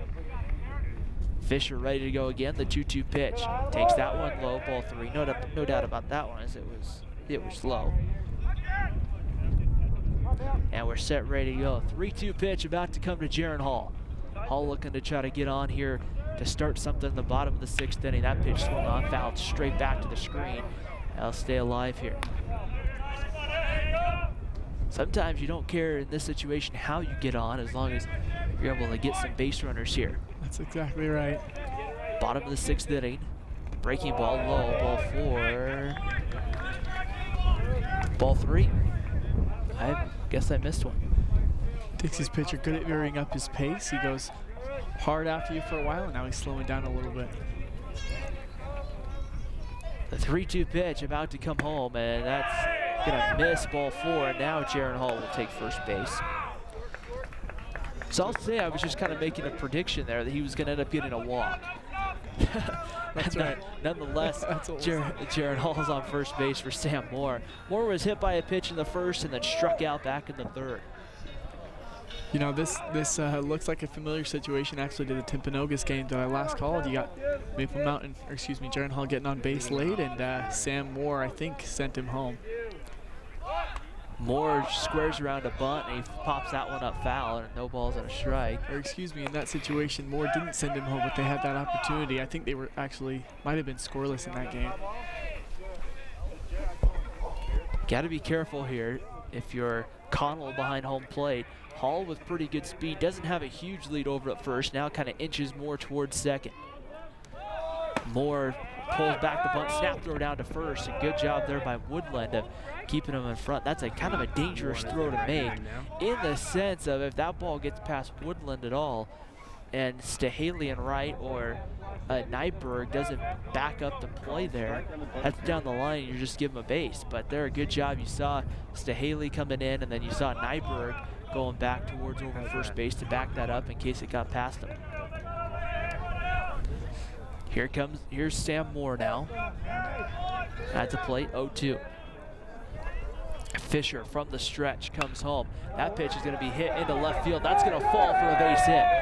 Going down to second is Jaron Hall, and now a couple of men on for Maple Mountain, and you bring up Cade Polson. So Maple Mountain seeing some life here. As you've got 2 players that you've relied on in the past, here they are when you need them most, coming through in the clutch. Now there would be some people that would say, okay, in this situation, you're probably going to lay one down here and move the runners into scoring position. I would be surprised, typically I would agree that would be what likely you would see Maple Mountain do in this position, just because you would get runners on second and third with less than 2 outs. But with Cade Polson, one of your better hitters at the plate, I don't see him being told to bunt. But I could be wrong. I've been wrong in this similar situation a few times before in the past. I guess we'll find out. Cade Polson 0 for 2 on the day. Last at bat, he flew out to center field. Hit a pretty good one out, but Dempsey was able to run it down. Fisher ready to go. Turning, squaring around a bunt. It's popped up, and that's going to get foul off the screen there. It's 0-1. Foul ball in the protection bunt. Quickly hearing the Dixie dugout yell out where that ball was to try to get Tyler Connell to see if he could go after it here. But in this case, Connell, the ball was already hitting the screen by the time Connell realized it was behind him. I mentioned that Timpanogos game. Maple Mountain was indeed scoreless, but they did have bases loaded in the last inning.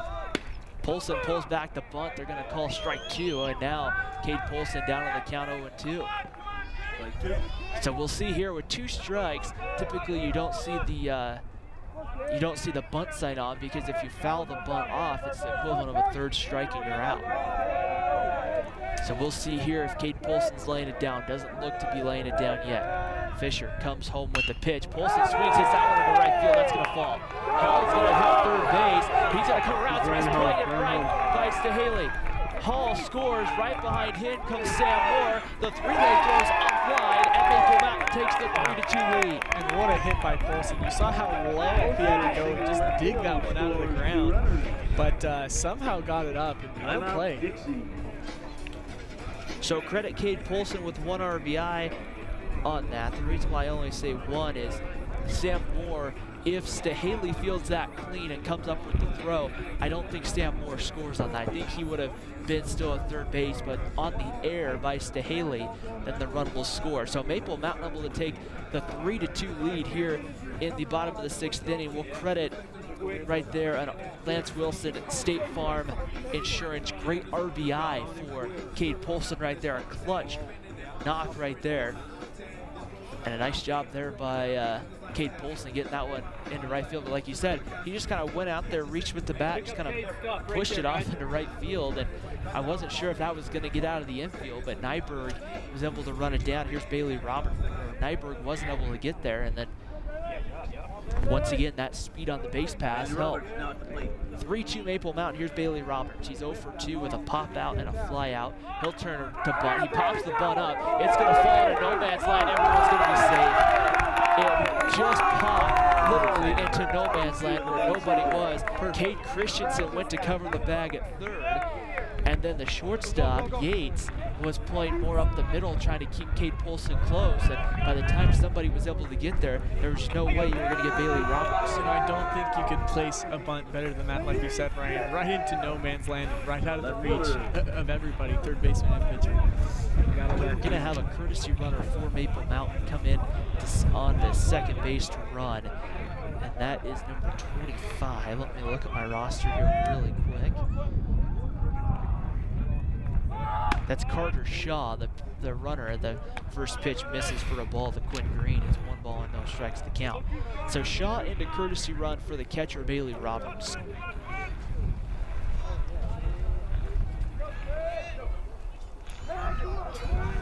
Tyson Fisher comes home. Here's a bunt. That one's going to be fouled back to the screen by Green, and it's now 1-1 the count on Green.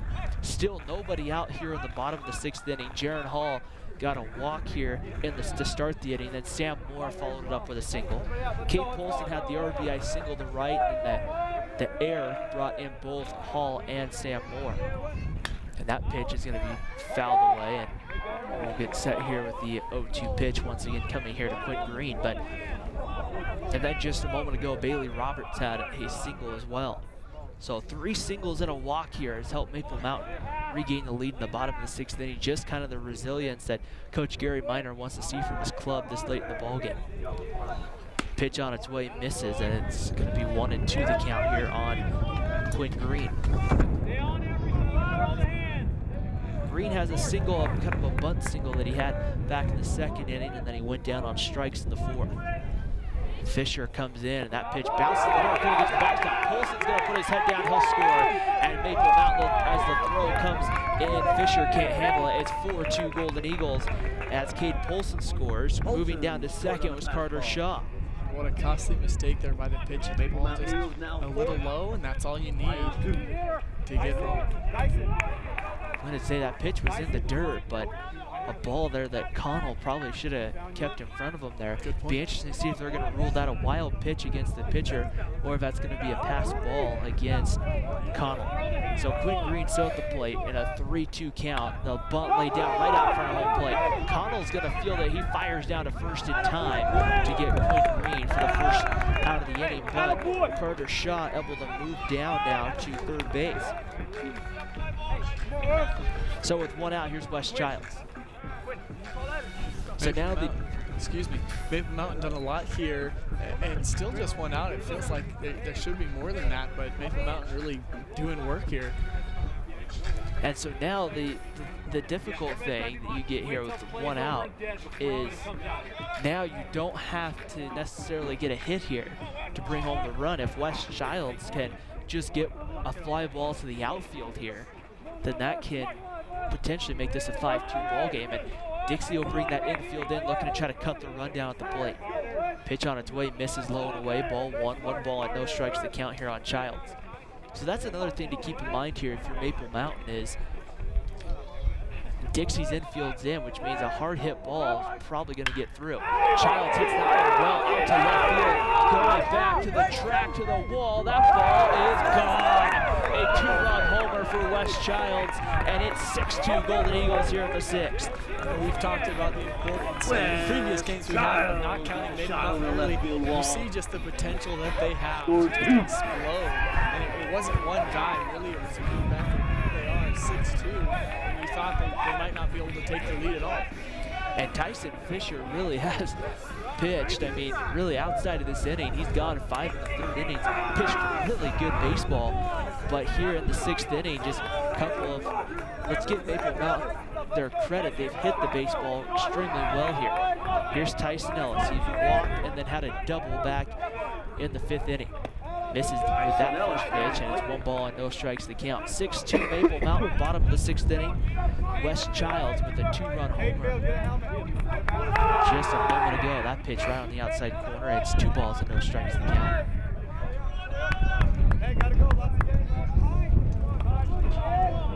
Ready to go, the line, the delivery on its way. That pitch high, ball 3. It's 3 balls and no strikes to count here on Tyson Ellis. Looking down, looks like some pitcher's gonna get loose down in the bullpen for Dixie. As that pitch misses ball 4, and Tyson Ellis will have a walk here. And now Maple Mountain will send the 8th man to the plate here in the 6th inning as Dawson Hall, and the day for Tyson Fisher is gonna come to an end. 2nd visit out to the mound, which means Fisher's day has to come to an end here. We'll see what they're gonna do here. They're gonna give the baseball to the current shortstop. That's going to be Kyler Yates will come into pitch. So Yates will move from shortstop to pitcher. And then I'm trying to see here who's coming in. Believe that's going to be Pierce Goodwin, number 4, coming into the ball game short. I could be wrong on that though. That's what it's looking like. Number 14. Getting loose. They're gonna. So Goodwin's gonna come in the game at 2nd base. Nyberg's gonna move over to short. So the way this game's shaken out, you know, if you're Gary Minor, you've got to be very pleased. Start region play on this kind of run, and it's not just a win, Ryan, but it's one that you had to earn. It's one that you had to come from behind for, and I think that'll do a lot for these players' confidence levels. And definitely something to kind of take a look at. I mean, just a couple of interesting kind of things to take a look at. Getting ready for region play. You talked about opening up with Payson. The Lions having a pretty good start to their season just down south of us here. Maple Mountain coming into today, ranked number 3 in the 4A class power rankings by the Salt Lake Tribune. One of those kind of interesting things to take a look at. It's been an up and down week though for Maple Mountain. They only had 3 hits in that loss to Carbon, 13-0. They've gone 2-2 over the last 8 days. They won at home a week ago Saturday to Woods Cross and Olympus, but then they dropped games on the road to Grantville and Carbon. So that's kind of something to keep in mind that hopefully for Coach Minor and company they can kind of take a look at. Hopefully try to figure out you're going to have to win games on the road in Region 8 in order to finish in that top 4 spot, one of those top 4 spots in the state. So Dawson Hall will come in. He'll face the new pitcher, Kyler Yates. Yates will throw over to first as Peyton Pond is coming to run again for Tyson Ellis. And Pond with really good speed as well. We'll see if maybe we'll have a Spanish Fork with FSCN stolen base here coming up. That pitch right on the outside corner for a called strike. That's 0-1 to Dawson Hall. Sorry, it's 0-1 on Hall. Hall on the day has a sacrifice bunt back in the 5th, and then he had a RBI double in the 2nd. Hits a ball hard in the 2nd inning. That pitch blocked in the dirt. A good stop by Connell behind home plate. The count will even up at 1 ball and 1 strike. 3:30 first pitch on Tuesday afternoon down at Payson to take on the Lions to open up region play, and then back here on Thursday for another 3:30 first pitch against the same Payson Lions. Pickoff move, diving back safely is Peyton Pond.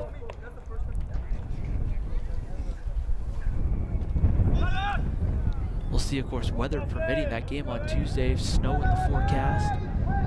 That pitch swung on, bounced right back to the pitcher. Yates goes to second for 1. They got him. The relay throw to first, mishandled by Woodland over at first, and so Hall grounds into the fielder's choice for the second out of the inning. Nice quick snag and turn by the pitcher there. So with 2 down, the 9th man to come to the plate here in the inning will be Tito Dennison. Dennison 0 for 3 with 2 strikeouts in the leadoff spot for the Golden Eagles.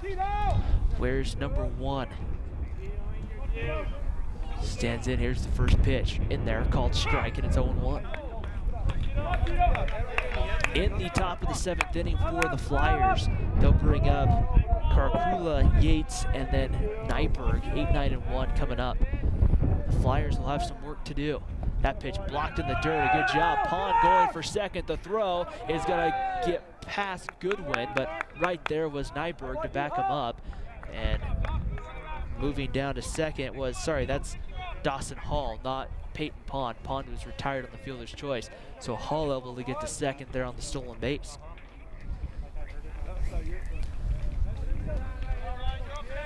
Ready to go. The pitch coming here. Yates will check the runner at second. The pitch comes home. That one blocked again in the dirt. Good block by Connell. Keep that one in front of him. Dennison, the designated hitter today for the Golden Eagles. The Dixie Flyers coming up from the 3A classification.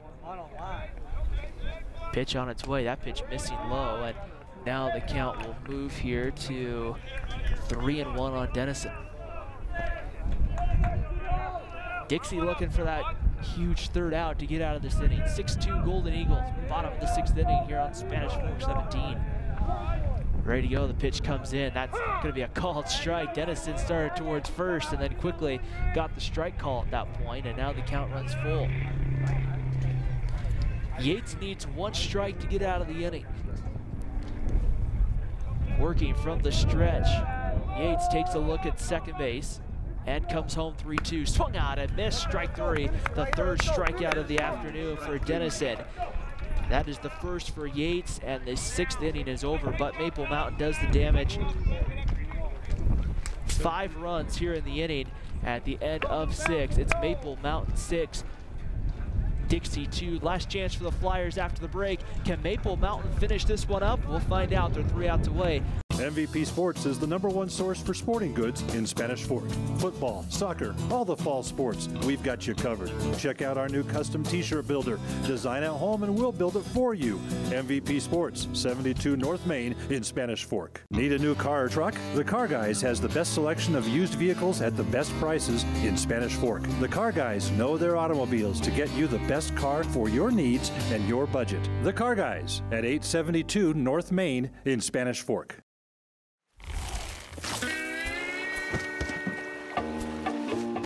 Rest easy. State Farm agent Lance Wilson is there for you. Call 801-798-9288 today for the service you deserve. You know Triple T Heating and Cooling, but did you know that Triple T does plumbing? From tankless hot water, soft water, and reverse osmosis drinking water systems, right down to that leaky faucet. Triple T sure does plumbing. Call Triple T at 801-798-7711 today.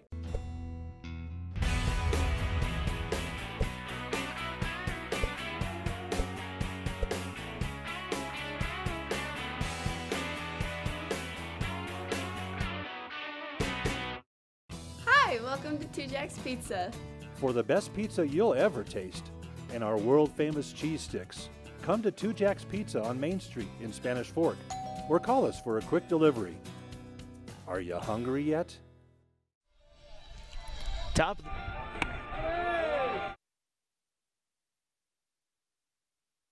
snowballs and a strike here. Beat Karkula, Kyler Yates, and Dustin Nyberg. 8, 9, and 1. The pitch right on the outside corner, and it's 0-2 the count here on Karkula.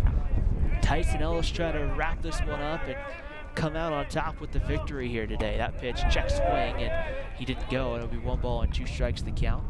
Dixie needs 4 runs here in the 6th, or here in the top of the 7th inning to send this to the bottom half. Breaking ball, called, strike 3. Tyson Ellis with his 3rd strikeout of the afternoon. Man, Tyson Ellis has been impressive today. Very consistent, very cool, collected, and just delivering strikes like nobody's business. Yates had Kyler Yates, the new pitcher for Dixie, will step up in the box. 1 for 2, has a single and a strikeout, and he swings through the first pitch there, and it's 0-1 as that one kicks away from Bailey Roberts. Stay tuned at the conclusion of our broadcast for the MVP Sports MVP of the game, which will be named here at the conclusion of our broadcast today. That one missed, and the count evens at 1 ball and 1 strike. Dustin Nyberg on deck. Breaking ball missed just above the belt, then it's 2 balls and a strike.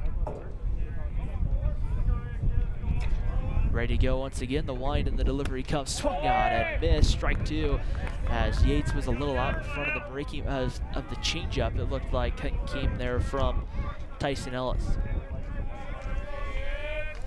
Ready to go. The 2-2 pitch, breaking ball, as that one misses, ball 3, and the count will run full here on Kyler Yates.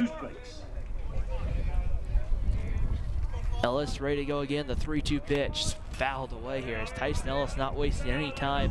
Once he delivers that ball, he's right back up on the mound, gets the baseball, and I don't know if it's because he's cold or no. In Tyson's defense there, Tyson he's been hot. Always works pretty quick, and that one misses, ball 4. Tyson Ellis pitched a really good game. I believe it was against Mountain Crest, I want to say. It was in the state tournament last year. And Ellis got the start in one of those elimination games at Brent Brown Ballpark. And the first pitch on its way inside to Nyberg. 1 ball and no strikes the count. I've gotten back too far on my scorebook here. 1 ball and no strikes the count here. Tried to look for it, couldn't quite find it there. That one skips away from Roberts, putting his head down. Kyler Yates will head down to second base. So Yates advances. It was a very nice start by Tyson Ellis. It was kind of one of those questions I had going into that ball game as to whether or not who was actually going to get the start for Maple Mountain, because at that point they had already gone so deep into their starting staff that I wasn't sure how much deeper they could go. That pitch misses. There's now 2 balls and no strikes here on the on Nyberg. Pitch on its way. That one's in there, called strike. So I'm sorry, correct that once again. It was actually 3-0 the count. Now it's 3-1 after the strike. No doubt, Ellis has done a lot for this team. I think the coaching staff wants to get Max some more reps as well. That pitch swung on, hit pretty well. Hall gonna go back, he's not gonna get there. All the way to the wall, and coming in to score is Kyler Yates, putting the brakes on. At second is Nyberg, as Jaron Hall gets the throw in to second, and right there, something going all of a sudden here for Dixie. Dixie not done yet, pulling a Maple Mountain, as Maple Mountain did earlier in the game, and coming back when you think they're probably out. Now the tying run in the hole, so to speak. That was typically you have the hitter at the plate, you have the guy on deck, and then the guy in the hole. And now you're getting to that part of the lineup if you're Maple Mountain. Dixie's 2, 3, and 4 guys today. Dempsey, Fisher, and Connell have really been the ones that have done a lot of damage. Pitch comes in, misses for a ball. It's 1 ball and no strikes to count on Dayton Dempsey. Dempsey is 0 for 3 on the day, so really been Fisher and Connell and Wyatt Woodland 3, 4, and 5. Sorry, miscounted there for you. Dempsey, though, still a dangerous hitter, swings through it. And it's going to even the count now, 1 ball and 1 strike. You don't really want Dempsey to reach, because then Tyson Fisher, who hit the home run in the 6th inning at the time to give the Flyers the lead, is the tying run. Pitch on its way, swung on and missed, and now it's 1-2 here on Dempsey. So you'd rather not bring up Tyson Fisher here with an opportunity with one swing of the bat, he can tie the ball game, but Connell behind him also has a hit on the day. That one misses. Once again here to Dayton Dempsey. So Dempsey now in a 2-ball, 2-strike count. The bullpen for the Golden Eagles looks to be quiet. 2-2 pitch, that one's popped up. That's gonna go foul, and we'll do another 2-2 pitch here coming. Dixie plays Juab tomorrow in their final non-region game, and then opens it up with Cedar in their region play. Here's the pitch on its way home, right off the plate for a ball. The count runs full, 3 balls and 2 strikes to count. The tying run in the on-deck circle, and Tyson Fisher, he's getting loose right now to follow. Boy, he can bring the heat when he wants to. Swung on and missed, strike 3. Tyson Ellis gets strikeout number 4, and now Dixie's down to their final out here in the 7th inning, and Tyson Fisher, and now you have first base open. So really, if you're Maple Mountain, you could elect just to put Tyson Fisher on first base. Fisher has a double back in the 1st and a homer back in the 6th. The danger to putting, though, Tyson Fisher on in this situation is you do bring then the tying run in Trevor Connell to the plate. But I guess we'll see here, last time in the Battle of the Tysons, Tyson Fisher hit a solo home run to left. No indication they're going to put him on. In high school, you don't have to throw the 4 pitches outside. You can just tell them we want to put him on, and they'll pitch here to Tyson Fisher. Maybe they might pitch around him a little bit here, but with 2 outs, I mean, even if Tyson Fisher finds a way to, even if that one's grounded right to 3rd, Sam Moore, that one goes foul, and it's 0-1. I guess really, I mean, even if Tyson Fisher hits a home run here, it's still a 1-run ball game. So, I mean, it's not like if he's the tying run, then you might not pitch to him. In this situation, though, they'll pitch here to Tyson Fisher. The 0-1 pitch right there, but off the plate, and the count evens up at 1 ball and 1 strike. Trevor Connell in the on-deck circle, and then it would be Wyatt Woodland.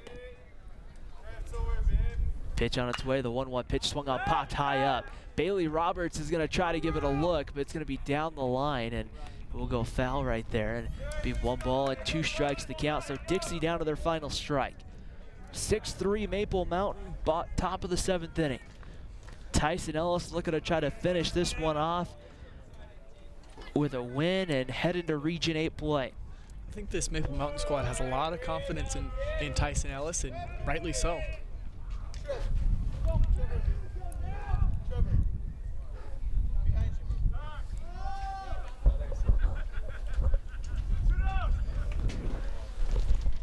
Ready to go here as the ballpark awaits.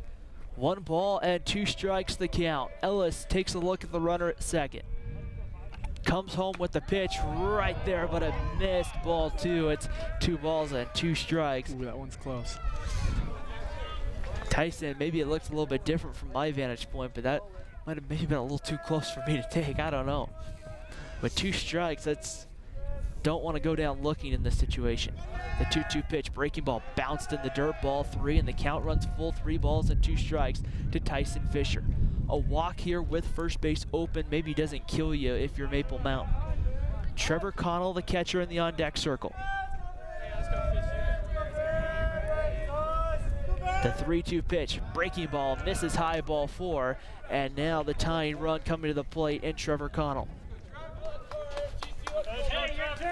And we'll see here that it looks like Fisher's going to stand a run in this situation. I don't see any runner coming in for him. Peterson over at first for Maple Mountain isn't going to hold the runner on. They're going to play behind him. And the first pitch swung out and missed. Snap throw down to first, and they get him. No, he did not, says our base umpire. Maple Mountain thought that they had him. You could have fooled me as well. Very close.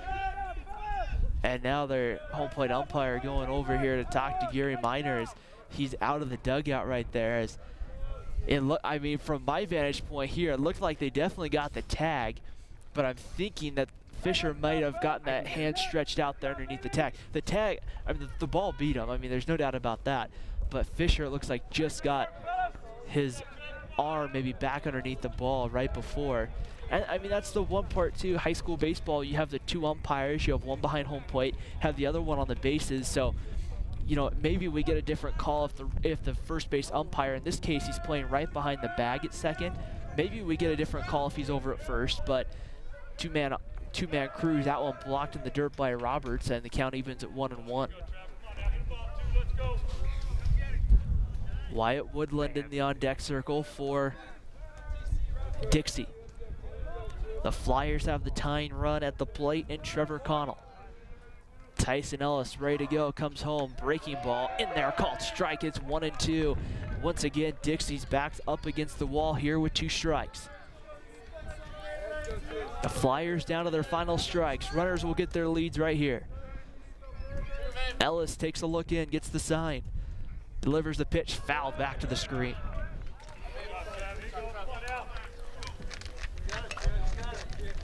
The runner on at second is Nyberg. Running over at first is Tyson Fisher. Everybody pretty much straight up for the Golden Eagles. Ellis looks in to get the sign from Bailey Roberts behind home plate. And the delivery comes home, blocked in the dirt once again. A good block by Bailey Roberts, and the count goes full 3-2. The runners can take off here with the 3-2 pitch. That's dangerous because then a ball in the gap, you already get the runners in motion.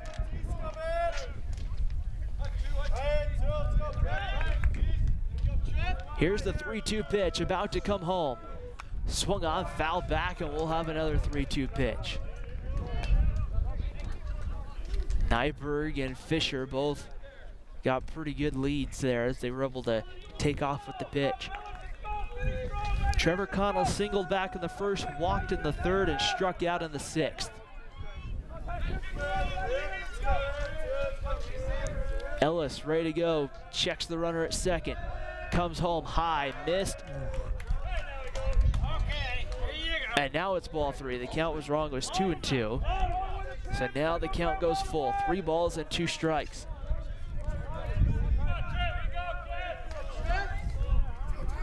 Ready to go again, the pitch comes in. That ball's gonna be rolled over to third.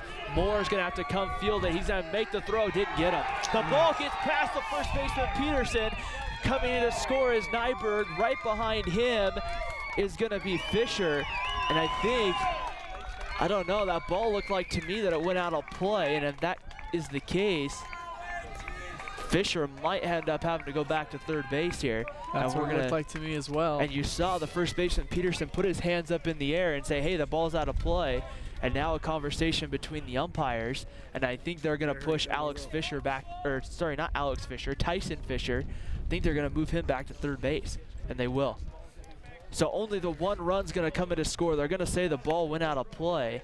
Now the case Dixie's going to make, as we see this on the Car Guys Instant Replay, the case Dixie's going to make is that he was already home by the time the hands went up in the air. That's the case that if we slowed back that replay, we could tell that, you know, we had a little bit different angle. We could tell the ball was already out of play when the guy was already around third base. So now they're going to have this conversation. But we do know for sure that Nyberg comes in to score. That's what we do know.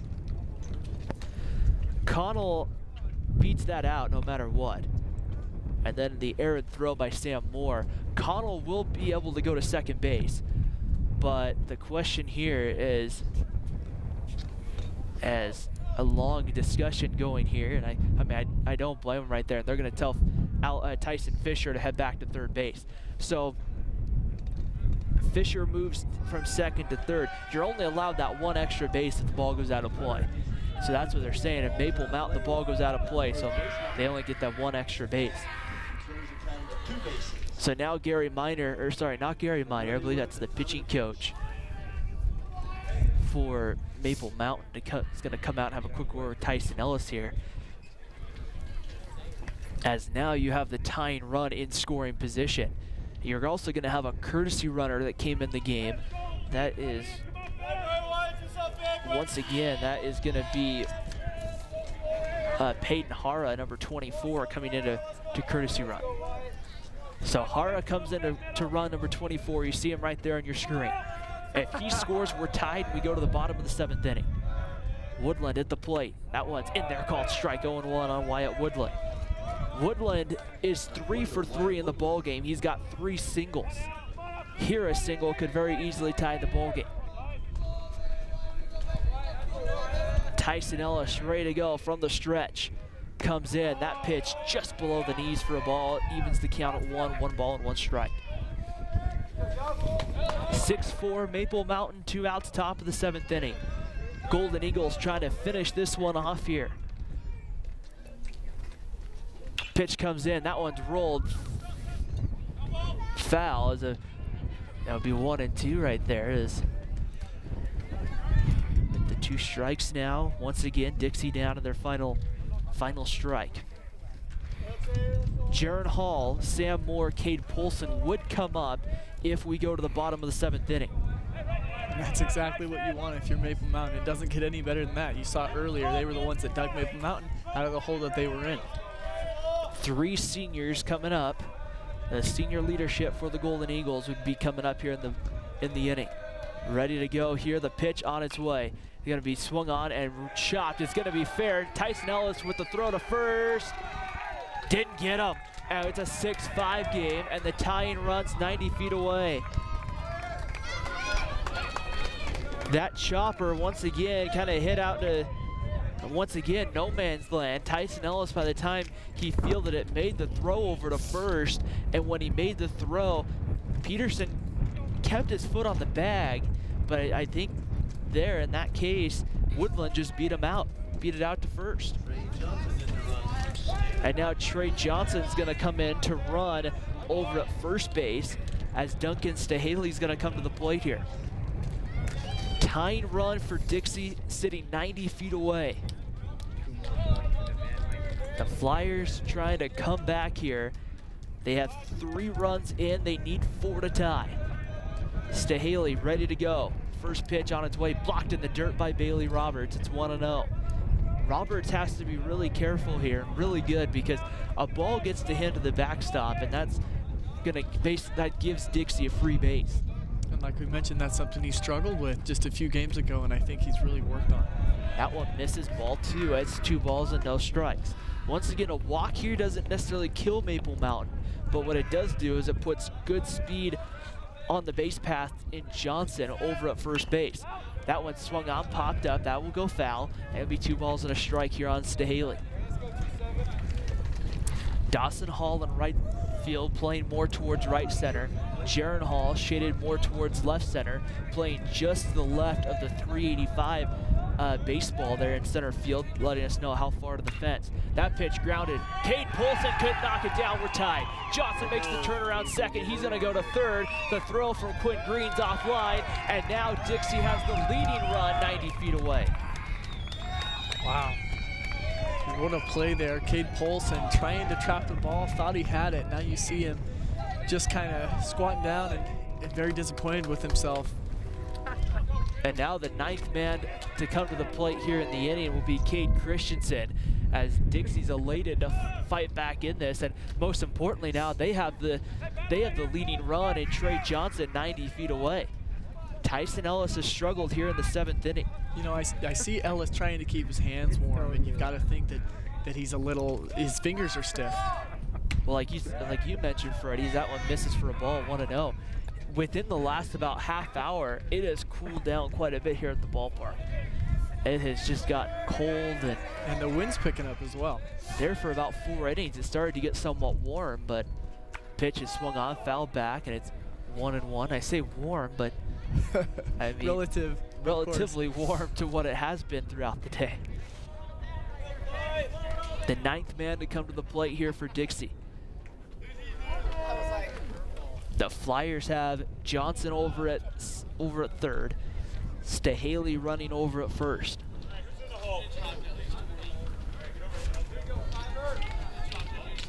Ready to go. Christensen steps in the box. He's 0 for 3 with a ground out and a pair of flyouts to left. Pitch comes in. This one's popped up. Roberts off with the catcher's mask. He's going to give it a look. Peterson, the first baseman, in foul territory, makes the catch, and the side is retired. But Dixie gets the 4 runs they need to send us to the bottom of the 7th inning. Jaron Hall coming up. Cade Polson and Sam Moore, 2, 3, and 4. Well, not quite in that same order, but coming up for the Golden Eagles. They'll have an opportunity with 1 run to win the ball game, but first, let's go ahead and thank our sponsors. First, we'll thank FFCN, Built for Speed, of course, Two Jacks Pizza, MVP Sports, who we'll hear from in a little bit here. They'll pick an MVP at the end of the game. Triple T Heating, Cooling, and Plumbing, Lance Wilson State Farm, and the Car Guys. MVP Sports is the #1 source for sporting goods in Spanish Fork. Football, soccer, all the fall sports, we've got you covered. Check out our new custom t-shirt builder. Design at home and we'll build it for you. MVP Sports, 72 North Main in Spanish Fork. Need a new car or truck? The Car Guys has the best selection of used vehicles at the best prices in Spanish Fork. The Car Guys know their automobiles to get you the best car for your needs and your budget. The Car Guys at 872 North Main in Spanish Fork.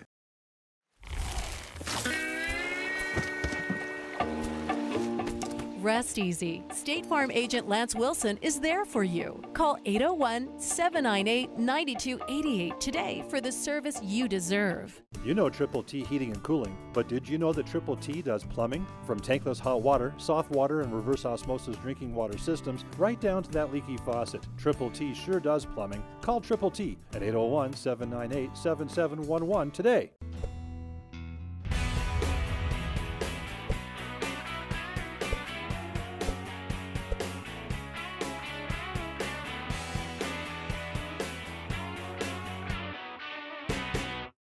Hi, welcome to Two Jacks Pizza.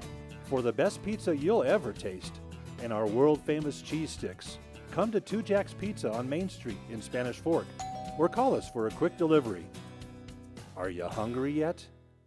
So bottom of the 7th inning coming up here. Maple Mountain will look to try to see, they just need 1 run to win the ball game, and they'll have to do it against Kyler Yates will be the man on the mound to start. He came in the 7th inning to kind of close the door, or the 6th inning, I mean, to kind of close the door on anything for the Golden Eagles. Looking around to see here, looks like they're potentially Tyson Fisher, the pitcher, has moved to 3rd base. As we just try to look to see here any sort of defensive changes. Everything looks pretty good all the way around. Fisher, though, remained in the ball game. Christensen, it's the only other one that I don't have accounted for, but nonetheless, bottom of the 7th inning, Jaron Hall coming to the plate. Yates, the right-hander, will have to work through Jaron Hall, who led off the 6th inning with a walk. Now, he was at the plate with 2 strikes and had a very close call that could have gone either way. In this case, it went as a ball that really helped keep that at bat alive for Jaron Hall. It was close. It could have been strike 3 either way, too. Here's the pitch on its way. That one in there at the knees for a called strike. It's 0-1. Hall, Moore, and Polson, 3, 4, and 5 coming up. Ready to go. The delivery comes in. That one misses low, and it's 1 ball and 1 strike to count here on Jaron Hall. Once again, Hall's just going to look to try to find a way on base. Whether that's, via the walk, whether that's a base hit, a home run wins the ball game. That pitch swung on, grounded right to second, fielded cleanly. The throw over to first is in time for the first out of the inning. And luckily for Maple Mountain, you still have, I believe, or I thought Cade Polson was coming up, but it looks like he's not. He's not up quite yet. It's going to be Sam Moore, then Cade Polson. There we go.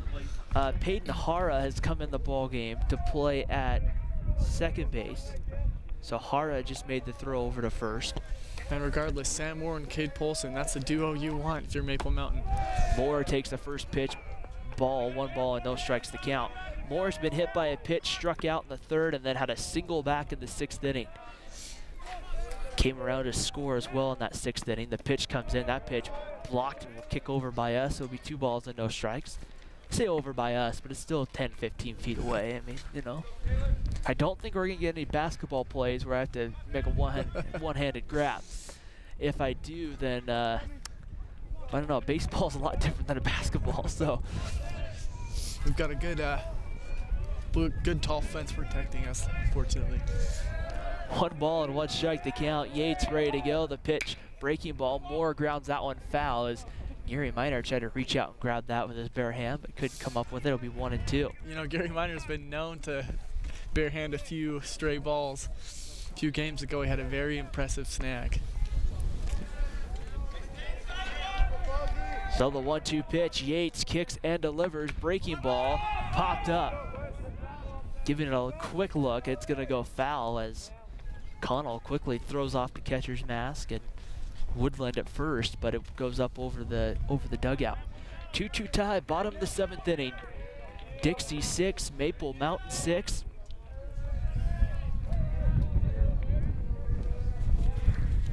I hear the pitch on its way. Moore, that one's in the dirt, ball 3, and the count will go full here on Sam Moore.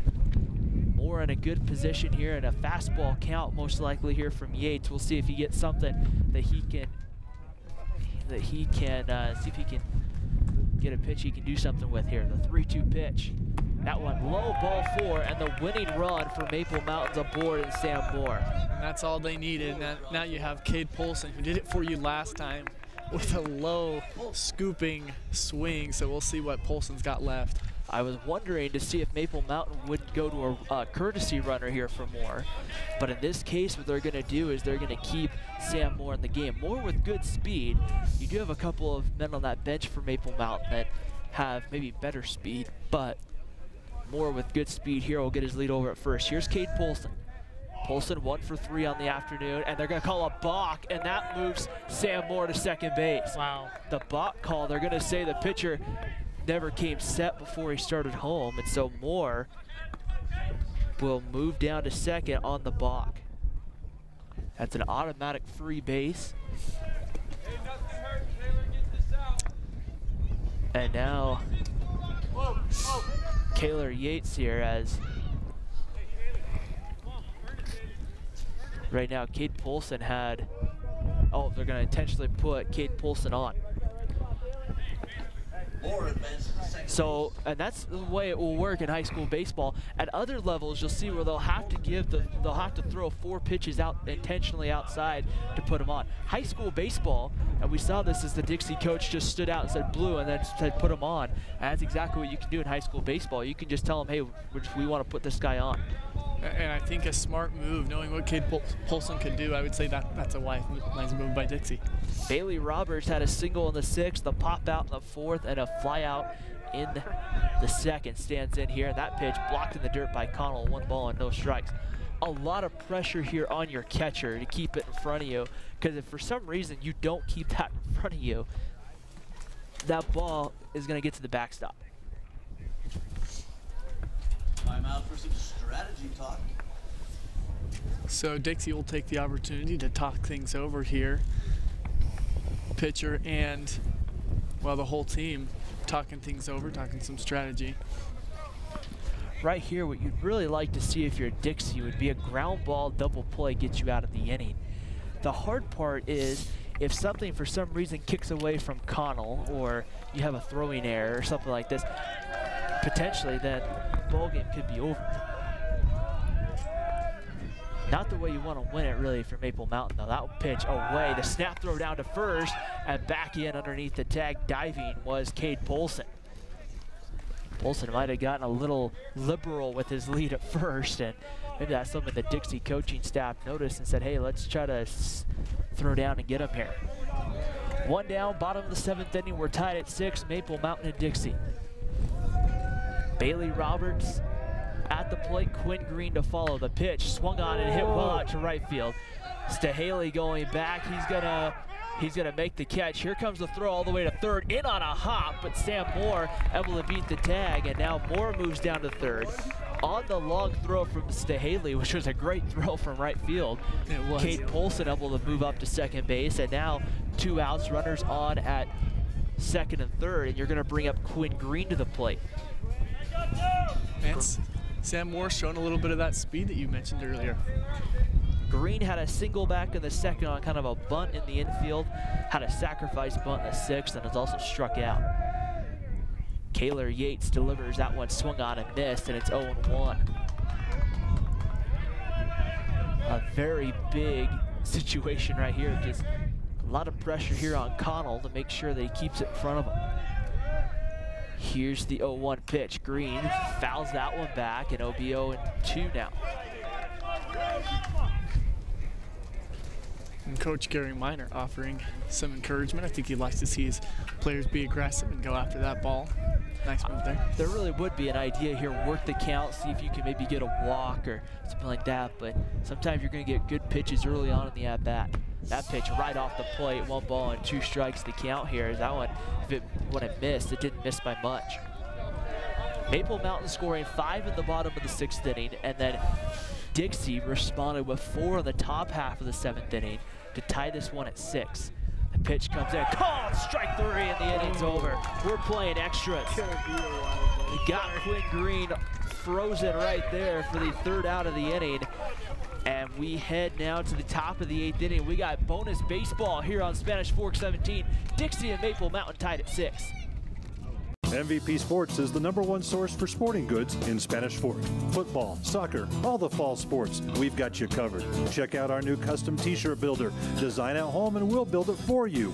MVP Sports, 72 North Main in Spanish Fork. Need a new car or truck? The Car Guys has the best selection of used vehicles at the best prices in Spanish Fork. The Car Guys know their automobiles to get you the best car for your needs and your budget. The Car Guys at 872 North Main in Spanish Fork.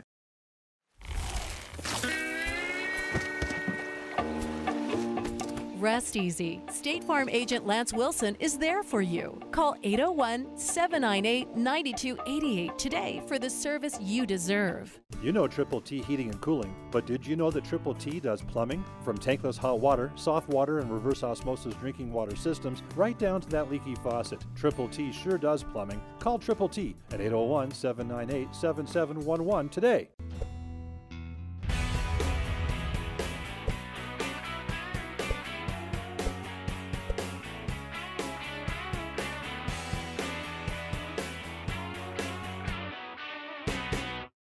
Hi, welcome to Two Jacks Pizza.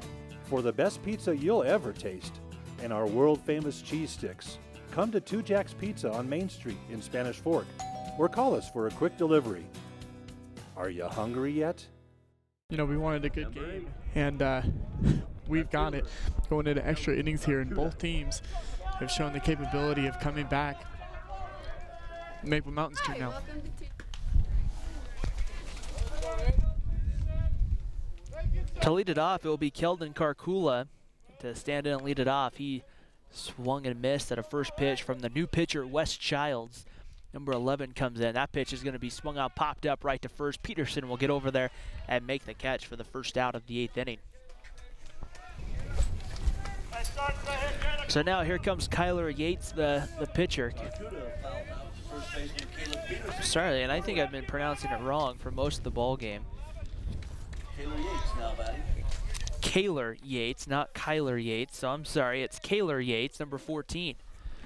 That pitch high for a ball, 1 ball, and no strikes to count on Yates. Yates had a single in the 2nd, struck out in the 5th, and walked in the 7th inning. Kaler Yates stands in, Childs delivers the breaking ball, misses, it's 2 balls and no strikes. Tyson Ellis stays in the ball game. He'll move to 2nd base. He'll get a no decision in the ball game. Wes Childs now the pitcher of record. That one misses. It's ball 3. And the count runs to 3 balls and no strikes to count here on Tyson Ellis.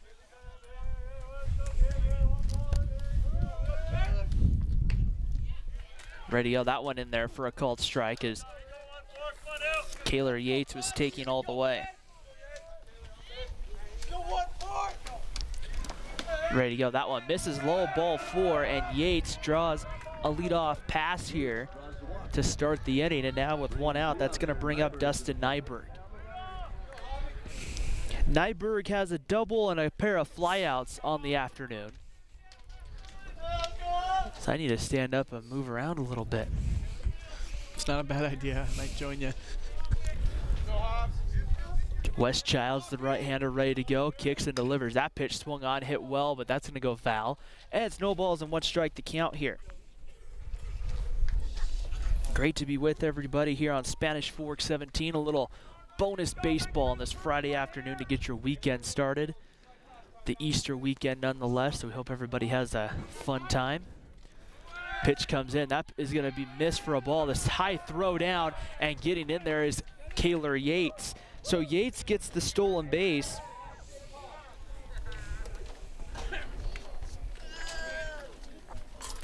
After a walk, and now with one away in the inning, Nyberg has an opportunity to see how they want to move him around. Whether or not we'll see Dixie lay down a bunt in a 1-1 count. I wouldn't expect it necessarily. Nyberg has an RBI double on his last at bat. Ready to go. The pitch comes in. That one misses low, and it's 2 balls and a strike to count.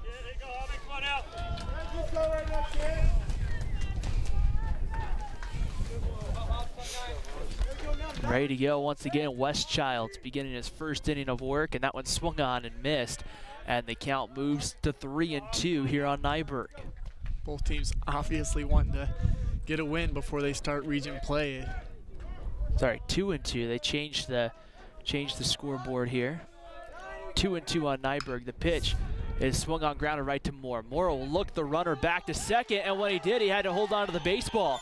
A great job by Kaylor Yates there as he just kind of started heading down that line, and then nope, I'm gonna stay, and Sam Moore held onto the baseball so long that it allowed Nyberg to reach.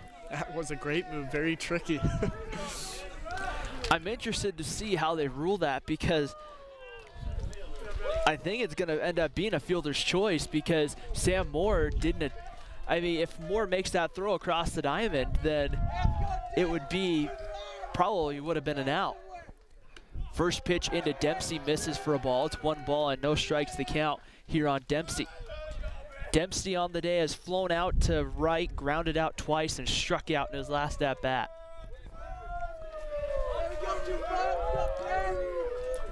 Pitch on its way, swung on and missed, and it's 1-1.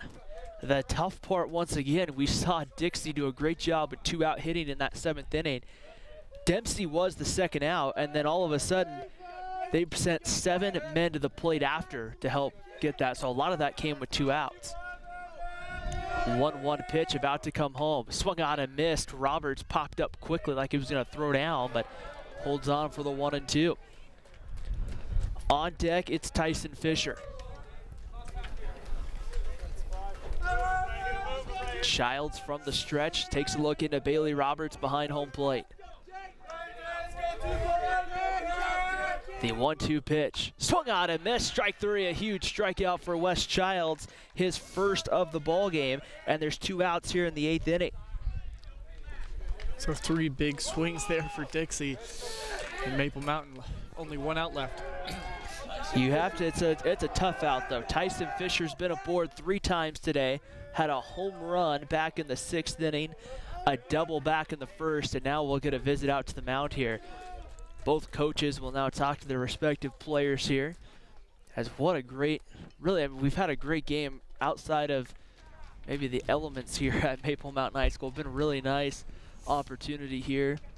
Great way to finish up the region, the non-region portion of the schedule, and a Tuesday 3:30 first pitch against Payson will get the Region 8 schedule underway. And really, I mean, Freddie, we saw this in basketball, and we've seen this in football as well. Really, once region gets here, the rest of the season goes by really quick. It sure does.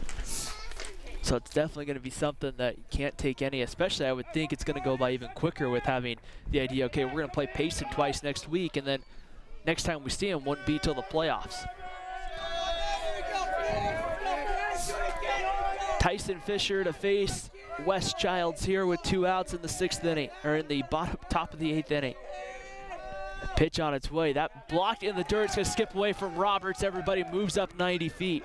So the leading run now sitting at 3rd base in the form of Kaylor Yates.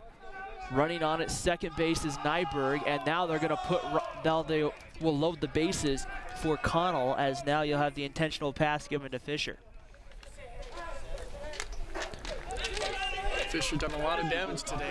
I don't want him to do any more. And now, I mean, there's some good things about that, because now you give the opportunity to have up force at any base where you don't have to necessarily get the tag, but just touch the back. Here's Connell, swings the first pitch, pops it up. On the infield, it's playable for Peterson. He will make the play right around the first base bag, and Dixie strands the bases loaded. So the Flyers had a great opportunity and a chance to win the game or take the lead in the bottom of the 8th. Maple Mountain, and now their second chance to win the ball game here. Opportunity hopefully for a Lance Wilson State Farm great RBI to win it here. We'll see here as we take a moment to thank our sponsors.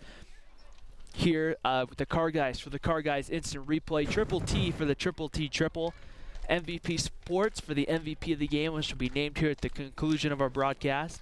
We have the 2 Jacks Pizza, 2 Jacks Double, and then we have the Spanish 4 Community Network here for helping make this broadcast possible. Our great crew getting everything set up, ready to go here as we begin the bottom of the 8th inning. Maple Mountain is going to send up. I just finish out my scorebook here from the 8th. They're going to send up Quinn Green, Wes Childs, and then Tyson Ellis. And they will face Kaylor Yates once again here in the 8th inning. Once again, a run for Maple Mountain wins it. The Golden Eagles will have that opportunity here as we play baseball into the evening here. There's no lights here on the field at Maple Mountain. I was noticing that pregame, and so I was thinking, I'm like, well, if you ever had a game that was either like rain delayed where you couldn't start right on time or anything like that, you really have to have baseball and everything done here by probably 7:30 at the latest. Or maybe that's what the practice facility's for. That would make it really interesting. I mean, I think that might get a little too high scoring. Pitchers probably wouldn't like it. So Kaylor Yates will go to work as it's going to be Wes Childs to lead it off. Sorry, Quinn Green was at the plate when the inning ended. So it will be Wes Childs, Tyson Ellis, Dawson Hall, 7, 8, 9 coming up. First pitch to Childs is low for a ball, 1 ball and no strikes. Childs has a home run that he hit on a hard hit ball in the 6th inning that he just hit really well to kind of help extend that lead there. That one's in there at the knees, and the count evens at 1 ball and 1 strike. Also to go along with on the day, as that pitch comes in, misses. He has a double and then also a 2 flyouts. Now he stands in at a 2-1 count. Ready to go. The right-hander comes home, swung on and missed, and the count moves now to 2 balls and 2 strikes here on Wes Childs. As it was fun standing up, but it's time to sit back down. Childs ready to go here. The kick and the delivery misses right off the plate, ball 3. Hits, the count moves 3 balls and 2 strikes as count runs full here on Wes Childs.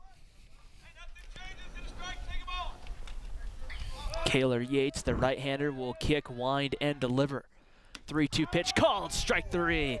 Yates gets his 3rd strikeout of the ball game right here as he gets him looking. And with 1 out here in the 8th inning,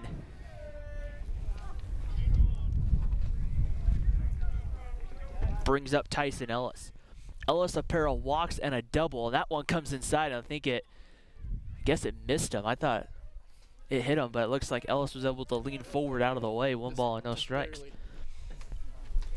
You have to make an attempt to get out of the way somehow. If you don't, then you're not necessarily awarded first base on the hit by pitch, and that one's right in there for a called strike, and the count evens at 1 ball and 1 strike. I believe the wording is an obvious attempt. I don't know if that's the same in high school, but I guess that's the ump's decision there. Pitch is swung on, hit well by Ellis to center field for a base hit, and Maple Mountain has the winning run aboard here. Tyson Ellis with his 2nd hit of the ball game. We'll see here if we might not see Peyton Pond come in to run. Looks like it's going to be Tyson Ellis. I've not seen any move over to that Golden Eagle bench, and now it's going to bring up Dawson Hall. Hall had a double back in the 2nd inning that brought home an RBI, had a sacrifice bunt, and then grounded into a fielder's choice in his last at-bat. That one in there at the knees for a called strike, and it's no balls and 1 strike to count here on Dawson Hall. Tito Dennison scheduled to hit next, but Maple Mountain looks like they're Going to make bring in a pinch hitter. That one misses away. It's inside, 2 balls and no strikes to count.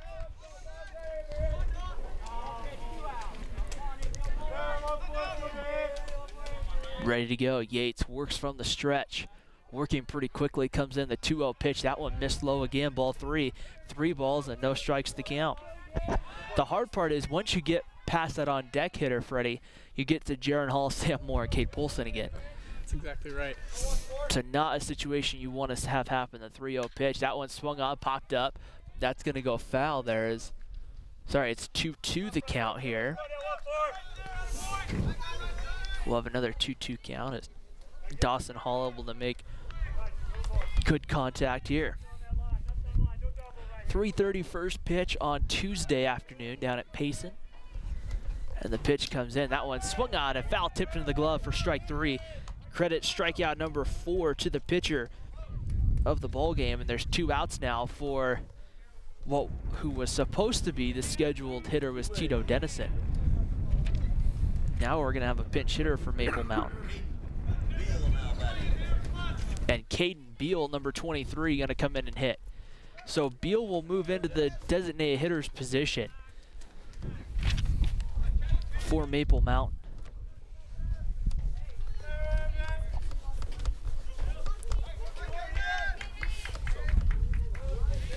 Pickoff move, the snap throw over to first, and Tyson Ellis, when I saw it, was only like a step off the bag, so I'm kind of surprised that we would see that kind of a throw over, but nonetheless, kept him close. Yates comes home with the pitch. That one just below the knees for a ball, and it's 2 balls and no strikes.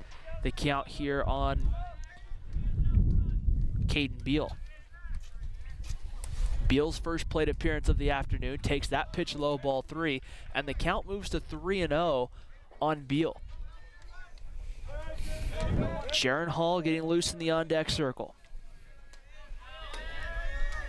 The Dixie Flyers in the blue and white, Maple Mountain the all white. That one's in there for a called strike, and it's going to be 2-2 now apparently.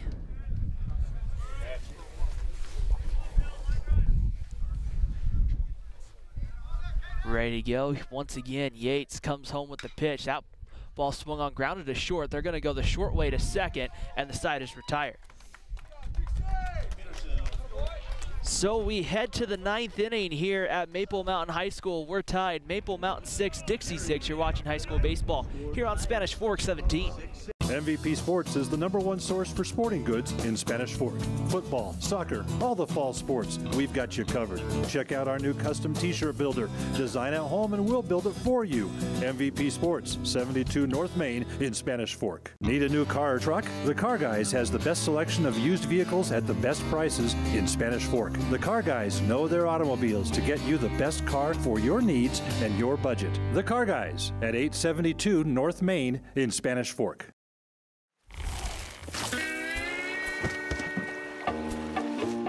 Rest easy. State Farm agent Lance Wilson is there for you. Call 801-798-9288 today for the service you deserve. You know Triple T Heating and Cooling, but did you know that Triple T does plumbing? From tankless hot water, soft water, and reverse osmosis drinking water systems, right down to that leaky faucet. Triple T sure does plumbing. Call Triple T at 801-798-7711 today.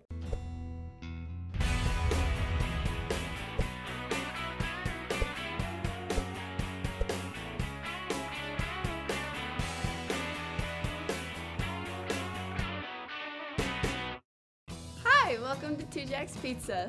For the best pizza you'll ever taste and our world-famous cheese sticks, come to Two Jacks Pizza on Main Street in Spanish Fork, or call us for a quick delivery. Are you hungry yet? Start of the 9th inning here as the first pitch comes in. Now it's popped up. And Need a new car?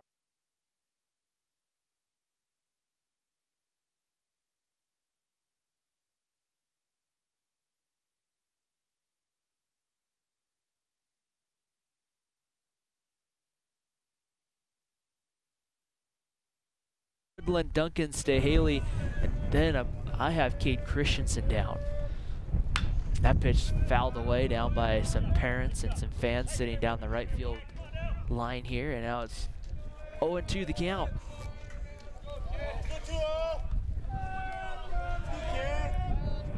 Wyatt Woodland ready to go. That one misses away. The count moves to 1 ball and 2 strikes here on Wyatt Woodland, the first baseman.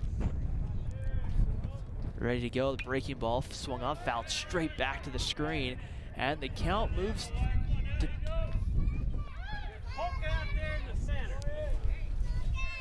right here, as now count will move to 3-2. The wind and the delivery coming home. That pitch is going to be swung on by Woodland, hit into right field for a base hit. Dawson Hall will misplay it, but Woodland will have to hold. So Wyatt Woodland now 5 for 5 on the afternoon, and he's on to start the 9th inning with a single. And here comes Duncan Stahaley. Duncan Staley, right fielder. Okay, Staley, your turn. Staley has a single back in the 7th inning, a sacrifice bunt, and a strikeout on the day. We'll see here if Dixie might play a little small ball, move the runner over. They will. They'll turn to square. They pop the bunt up. It's going to go foul. And it's 0-1. It's not Christensen in the on-deck circle for Dixie, by the way. It's going to be Peyton Hara has moved into the 7 hole.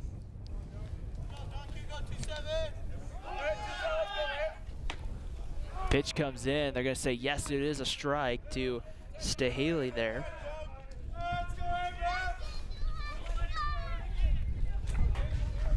Here, as we play top of the 9th inning here, we're in extra innings here on Spanish Fork 17. Breaking ball misses high to Bailey Roberts, and that will now even the count up at 2-2.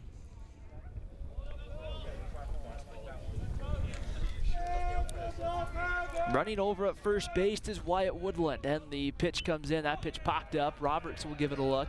That will go foul, and we'll once again get ready to do another 2-strike pitch here to our hitter, to Wyatt Woodland. 2 balls and 2 strikes to count on Duncan Staley. The Wyatt Woodland running over at first. The pitch is going to be swung on. That one's fouled away down the left field line, and we'll once again have another we'll have a 2-2 pitch. A trip up here for Dixie, and then I believe they're heading back down south after the ball game. So a very quick trip up here. Play Maple Mountain here on this Friday afternoon. I'm trying to make it worth it. It'd be nice to steal one from Maple Mountain, who you assume is going to have a great season, and Dixie probably will as well. That pitch misses, ball 3. Taking off, Woodland's gonna go, and he gets there. I don't think Bailey Roberts really saw that Woodland was taking off, kind of nonchalantly picks the baseball up, and in that case there, it cost him 90 feet. So now Woodland in scoring position as the pitch is gonna be grounded up the middle. Getting there is Tyson Ellis, his throw to first in time to get the runner for the first out of the inning. The important thing there is Woodland has to stay at second. So with 1 out, Peyton Hara to come to the plate. Hara will have his first plate appearance of the ball game. We've seen him running throughout the ball game, but he came in to play at second base and replaced Cade Christensen. Wes Childs in relief of Tyson Ellis, who replaced Jeff Mack. Ellis went 3 innings in today's ball game, and then Wes Childs has taken it the rest of the way. That pitch there, foul tipped, and that's a called strike, and it evens the count at 1-1. They say he tipped it into the glove, and these kind of games I think are ones that kind of do favor Maple Mountain in a sense because of that deep pitching staff. Dixie pretty deep though. Roberts able to do a nice job there, kept that one in front of him as that one didn't quite get all the way home, and now it's 2 balls and a strike. I'm just impressed that these pitchers can deal with this this cold weather. I would say that my feet are cold, but I can't feel them right now. 2 balls and a strike to count here on Hara. Runner gets his lead on at second base. That pitch is gonna be grounded to third. Polson out, that dives, knocks it down, throws to first, and they got him. Wow. It was a bang play over at first. Nope, actually, I'm sorry. He's safe first. I have a pole. It's kind of right in front of me, and it's kind of at times has been kind of tricky to see first base. And so Peyton Hara able to reach, and now runners on first and third with one out. And now you have to deal with Keldon Karkula. Karkula has struck out twice and popped out twice on the in the ball game today for Dixie. There we go, Kel. And now we'll see here on deck, it's the pitcher for Dixie, Yates. Runners on first and third. So Karkula stands into the batter's box, ready to go, runners on the corners. 6-6 tie, top of the 9th inning, 1 away. First pitch misses with the fastball. It's 1 ball and 0 strikes to count. A ground ball up the middle here to Polson or Ellis. You would like to turn 2 and get out of it. The biggest difference is you want to make sure that run can't score from third. Dixie there gets a pitch on the inside corner for a called strike, and the count evens at 1 ball, 1 strike. You don't necessarily have to have here, if you're the Flyers, you don't necessarily have to have a hit here. A fly ball deep enough to the outfield that could score Woodland would give you the lead. That pitch inside corner for a ball. It's 2 balls and a strike here on Karkula. Karkula will look over and get some direction in the dugout here.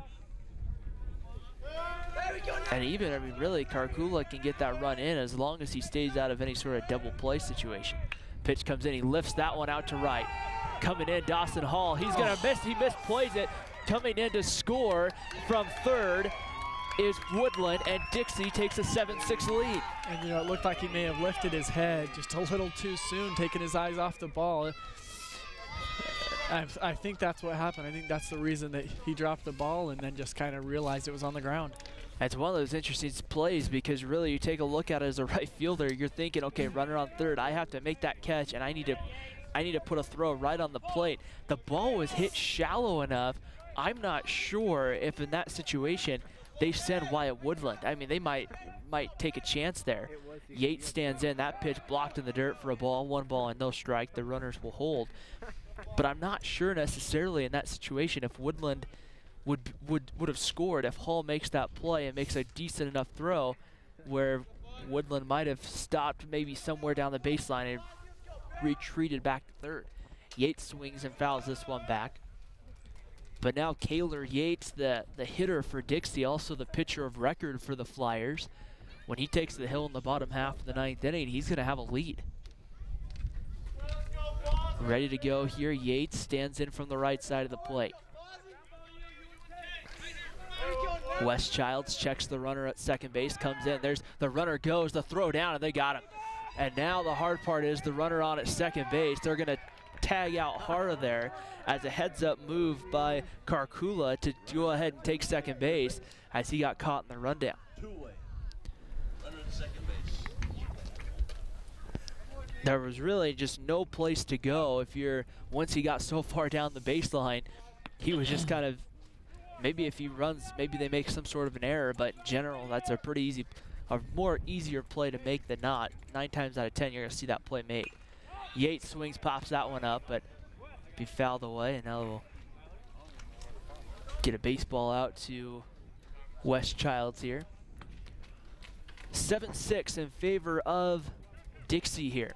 Top of the 9th inning. And extra innings, Maple Mountain will have their back up against the wall. That one's fouled away when we go to the bottom of the 9th inning, and Jaron Hall, Sam Moore, Cade Polson coming up. So again, not an easy part of the lineup to deal with if you're Kaylor Yates and the Dixie Flyers. Maple Mountain, though, had a lot of opportunities, and they'll get one more to try to come back in this one. Yates will stand back in the box here. 2 gone, 2 balls and 2 strikes to count. Childs takes a look in, gets the sign from Bailey Roberts. Checks the runner at second, comes in, and Yates fouls that one off again. You know, it's one of those interesting things on a cold day like today. You have to make sure on the bat that you hit the ball just right. If you hit it too far inside, it rings your hands. Then if you hit it too far on the outside, it can kind of ring your hands a little bit as well. And, you know, growing up when I was playing baseball, that was one of the most, that hurt a lot. I mean, it's just one of those things. It was a tough spot as Yates swings through it for the strikeout. But we head to the bottom of the 9th inning. Last chance for Maple Mountain. It will be Hall, Moore, and Polson, 2, 3, and 4 coming up. And they will do it against Kaler Yates, who will look to try to finish this one off. Here, let's take a moment to thank our sponsors for helping make this broadcast this afternoon possible here. We want to thank the Car Guys for the Car Guys Instant Replay, Lance Wilson State Farm for the Lance Wilson State Farm Great RBI, Triple T Heating, Cooling, and Plumbing for the Triple T Triple, MVP Sports for the MVP of the game. Stay tuned for that in our post-game show where we will name that. The 2 Jacks Pizza Double and also the Spanish Fork 17 Steal for the stolen base here. We thank our sponsors for helping make this broadcast possible here as Kaler Yates will look to try to close this one out. 3 outs away from coming up here and stealing one on the road from a 4A team in Maple Mountain that will be very much in competition for that 4A state championship come the month of May up at Brett Brown Ballpark at Utah Valley University. MVP Sports is the #1 source for sporting goods in Spanish Fork. Football, soccer, all the fall sports, we've got you covered. Check out our new custom t-shirt builder. Design at home and we'll build it for you. MVP Sports, 72 North Main in Spanish Fork. Need a new car or truck? The Car Guys has the best selection of used vehicles at the best prices in Spanish Fork. The Car Guys know their automobiles to get you the best car for your needs and your budget. The Car Guys at 872 North Main in Spanish Fork.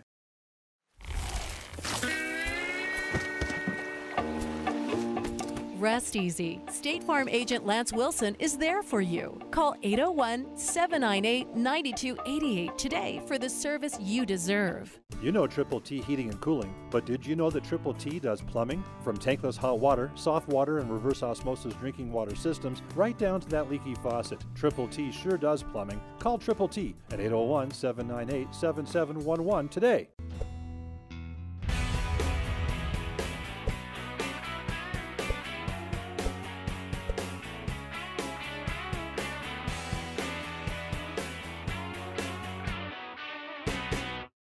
Hi, welcome to 2 Jacks Pizza.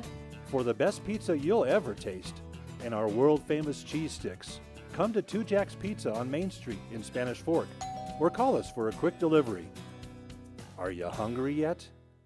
So Jaron Hall, Sam Moore, Cade Polson, 2, 3, and 4, and Freddie, they got stuff started back in the five-run 6th inning. You don't need 5. You really just need 2 at this point. That's right. Out of those 3 guys, I mean, I'll take those odds. I think they've got a lot of potential to do damage, and if you look earlier in the game, they pulled this team out. And throughout this entire season, I think the team is going to be really leaning on these 3 guys, Moore, Polson, and Hall. And these are their seniors that have battled back from adversity. We'll see if they can do the same right now.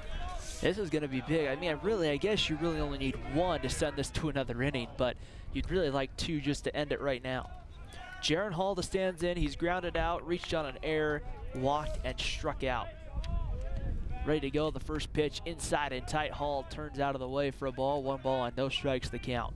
Hall last year at the state tournament up at Utah Valley University hit a home run that was just one of those absolute no doubt off the bat as he takes a called strike on the inside corner. Hit it out to left center field, one of the deeper parts of the ballpark there, and it's one of those ones where once you heard it off the bat, you knew it was gone. That one fouled back, and you'd kind of like to see that here as the count moves to 1 and 2. You know, we talked about Cade Polson, how he's committed to Utah Valley University for baseball. I know that Hall's committed to BYU for football. Is he playing baseball at the next level as well? I haven't heard that. I've heard it's just football, but that one swung on, hit down the right field line. Did he keep it fair? No, it goes foul. They said 1.5 inches over the PA here at Maple Mountain, and it might have been a little bit more than that. But to be honest with you, we don't have the best angle from where we're at here, but that wasn't foul by very much. And if that is fair down into that corner, you have to think Hall's got at least 2 out of that. He might have 3 bases out of that. Yeah, it curved a little too much, a little more than he wanted, I'm sure. 2 balls and 2 strikes the count. Kaler Yates kicks and delivers home. That pitch swung on and grounded to third. It's going to be fielded and misplayed, and Hall is safe. You see, Hall just books it to first base, and he's there before you know it. A very, very fast runner. Right there, Hall, even if that's fielded, Tyson Fisher kind of bobbled that baseball when he went to make the throw, but it was put down that left field line, right out, basically right on the white chalk line. Even if Fisher fields that cleanly, he would have had to make a perfect throw across the diamond. I still don't know if he would have gotten Hall. Here's Sam Moore. He'll square around a bunt. He pulls it back, and it's taken for a ball. 1 ball and no strikes to count. Maple Mountain wanting to play a little bit of small ball here to try to move that tying run into scoring position. Cade Polson is in the on-deck circle. Similar situation to what happened in the 7th inning. Pitch comes in, and that one right there for a called strike to the knees, and the count evens at 1 ball and 1 strike. In the 7th inning, Sam Moore was at the plate. He ended up getting a walk in the 7th inning, and then he got moved to second base on a balk call. When he got moved to second base, they intentionally put on Cade Polson at that point. Moore pulls the bunt back again. It's low, ball 2. It's 2 balls and a strike. Maple Mountain 7, or sorry, Dixie 7, Maple Mountain 6. If Maple Mountain was leading 7-6, this ball game would be over. Right now, 7-6 Dixie leading Maple Mountain here in the bottom of the 9th inning. Pitch on its way, swung on, fouled straight back, and the count moves to 2-1 on Sam Moore.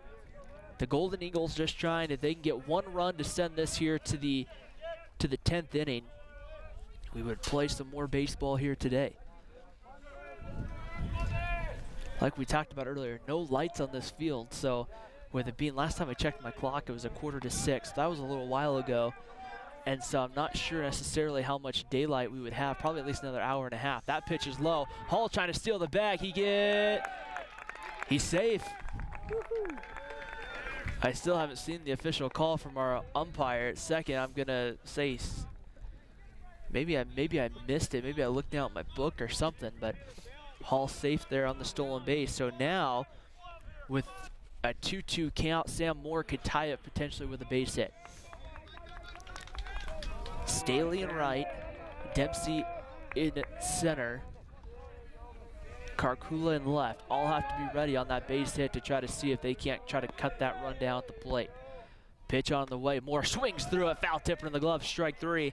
Yates gets strikeout number 5 on the afternoon. There's 1 gone here in the 9th inning for Cade Polson, and I would imagine here, I'm interested to see if they'll throw to him or not.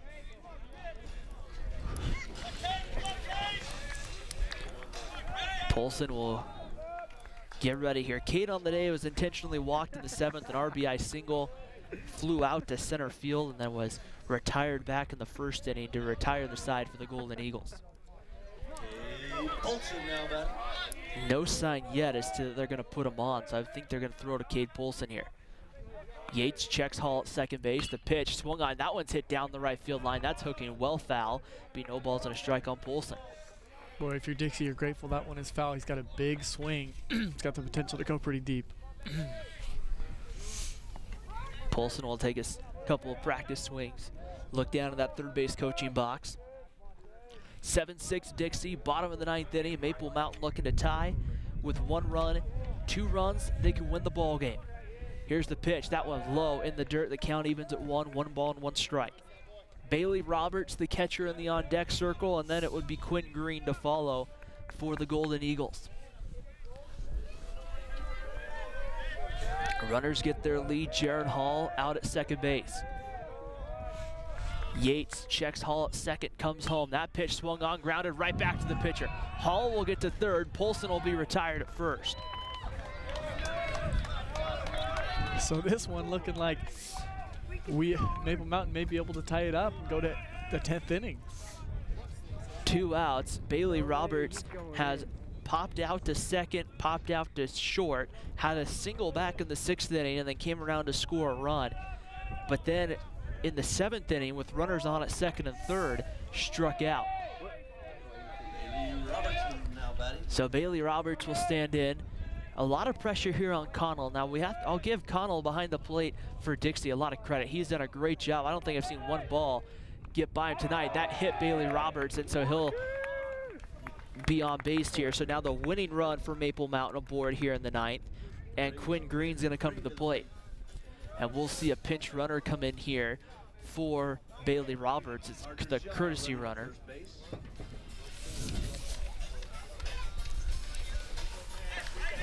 It's going to be number 25 for Maple Mountain. Let me check. Sorry, check my roster here real fast. Carter Shaw back into pinch run. Here's the first pitch. That pitch low. Ball one. 1 ball and no strikes. Quinn Green singled on a bunt back in the second, struck out in the fourth, had a sacrifice bunt in the sixth, and then was retired back in to end the 7th inning. Pitch misses off the plate for a ball, and the count moves to 2 balls and no strikes. Carter Shaw with pretty good speed over at first base. Quinn Green in a good, favorable 2-0 hitters count. Maple Mountain down to their final out. Kaylor Yates comes in. That one swung on, popped up. Dixie trying to see if they can get to it, and coming in, Karkula, it goes foul. It'll be 2 balls and a strike. That's a long run there for Karkula in left field. They just couldn't quite run that one down. They made a heck of an attempt, though. There should be, I believe, 2 and 1 here. 2 balls and 1 strike to count on Quinn Green. Quinn Green's probably really lucky and happy that that one did go foul where he has another shot. Jaron Hall with very good speed over at third base.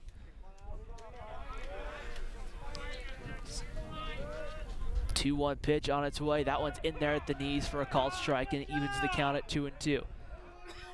I'm kind of surprised in a sense that we haven't seen, with Hall's good speed at third, and Quentin Green laid down a beautiful bunt earlier down the third baseline. I'm kind of surprised in a sense we didn't see early on any sort of suicide squeeze or anything with the good speed of Hall. Now they're going to lay down the bunt right out in front of home plate. Green's going to sprint. It's mishandled by Connell. Hall's caught the throw. Did he get back? He came off the bag, and he's tagged out. That's the ball game. Wow. With the 2 strikes they go, and Quinn Green laid down a beautiful, another good bunt just out in front of home plate. Connell had a hard time handling the baseball, and I think Connell was just going to pick the ball up and just let it go, but then Hall trying to get back, overslid the base, and when he came off, a great job there to get ready to make the tag. So Dixie comes out victorious today, 7-6 over Maple Mountain. We're going to take a quick break. When we come back, we'll wrap this one up. We'll get our post-game thoughts and also name the MVP Sports MVP of the game. You've been watching Maple Mountain Baseball here on the Spanish Fork Community Network. MVP Sports is the #1 source for sporting goods in Spanish Fork. Football, soccer, all the fall sports, we've got you covered. Check out our new custom t-shirt builder. Design at home and we'll build it for you.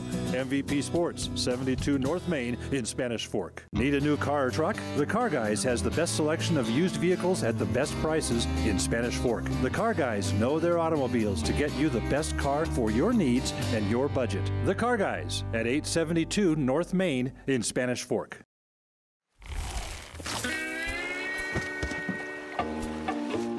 Rest easy. State Farm agent Lance Wilson is there for you. Call 801-798-9288 today for the service you deserve. You know Triple T Heating and Cooling, but did you know that Triple T does plumbing? From tankless hot water, soft water, and reverse osmosis drinking water systems, right down to that leaky faucet. Triple T sure does plumbing. Call Triple T at 801-798-7711 today.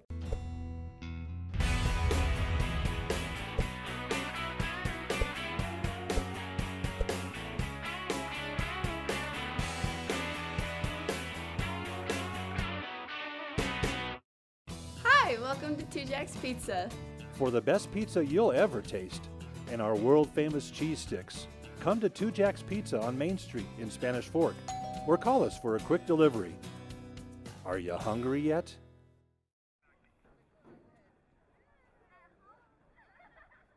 Here at Maple Mountain High School, where this afternoon the Golden Eagles go down 7-6 to the Dixie Flyers. Ryan Pickens and Freddie Woods here calling the action for you today. And Freddie, kind of one of those situations where we saw a great pitchers duel early on. I really thought it was going to go that way. We're just going to see a great pitching matchup. Then all of a sudden the bats came alive. Yeah, really, it could have gone either way. You saw both teams got down. First, it was Maple Mountain going ahead, and both teams fighting back for their lives in this one. It really could have gone either way, and I think you've got to look at the pitching on both sides. Dixie was very consistent from the mound, and I think that's what did it in the end. And really one of those things, they were consistent from the mound, and to be honest with you, it's kind of one of those games that could have gone either way. It just seems like Dixie came out there in the later innings and said, hey, we want this a little bit more. Made some great clutch pitches, and then did a great job with some heads-up baseball there at the end. But speaking of the mound, I think we'll go ahead and name our MVP of the game.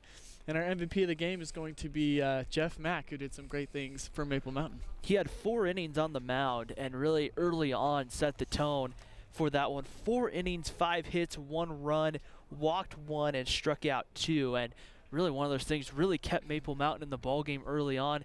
Had an opportunity where they really could stay in that one. It was just kind of one of those situations where tonight, I mean, the backside of that bullpen with Wes Childs and that just couldn't quite hold on well enough. The good news is, if you're Jeff Mack and Cade Polson and the Golden Eagles, your non-region play for the most part is over with. Now all of a sudden you have to get ready to go for Region 8 play, which begins Tuesday afternoon with a 3:30 first pitch at Payson. If you're Maple Mountain, what do you take out of non-region play? Well, I think if you're Maple Mountain and if you're Coach Miner, you're bummed you didn't get the win. But I think they've learned some good things throughout non-region play. One of them is that they do have some fight in them. You saw today, even though they didn't get the win, you saw them fight back and come very, very close. And I think you can attribute that to senior leadership, making plays. And you've got to give Dixie some credit today as well, just coming through for their team and doing it on the mound as well. Yeah, definitely, no doubt about it. Dixie did a great job. They're going to compete really well at the 3A classification when it comes to that 3A state tournament. So once again here, we'll get ready to wrap this one up. Dixie, the Flyers, come from behind in the late innings and get the win. 7-6 over the Maple Mountain Golden Eagles. For Freddie Woods and our entire crew here at Maple Mountain High School, Ryan Pickens saying so long until Tuesday. Maple Mountain and Payson, 3:30 here on Spanish Fork 17.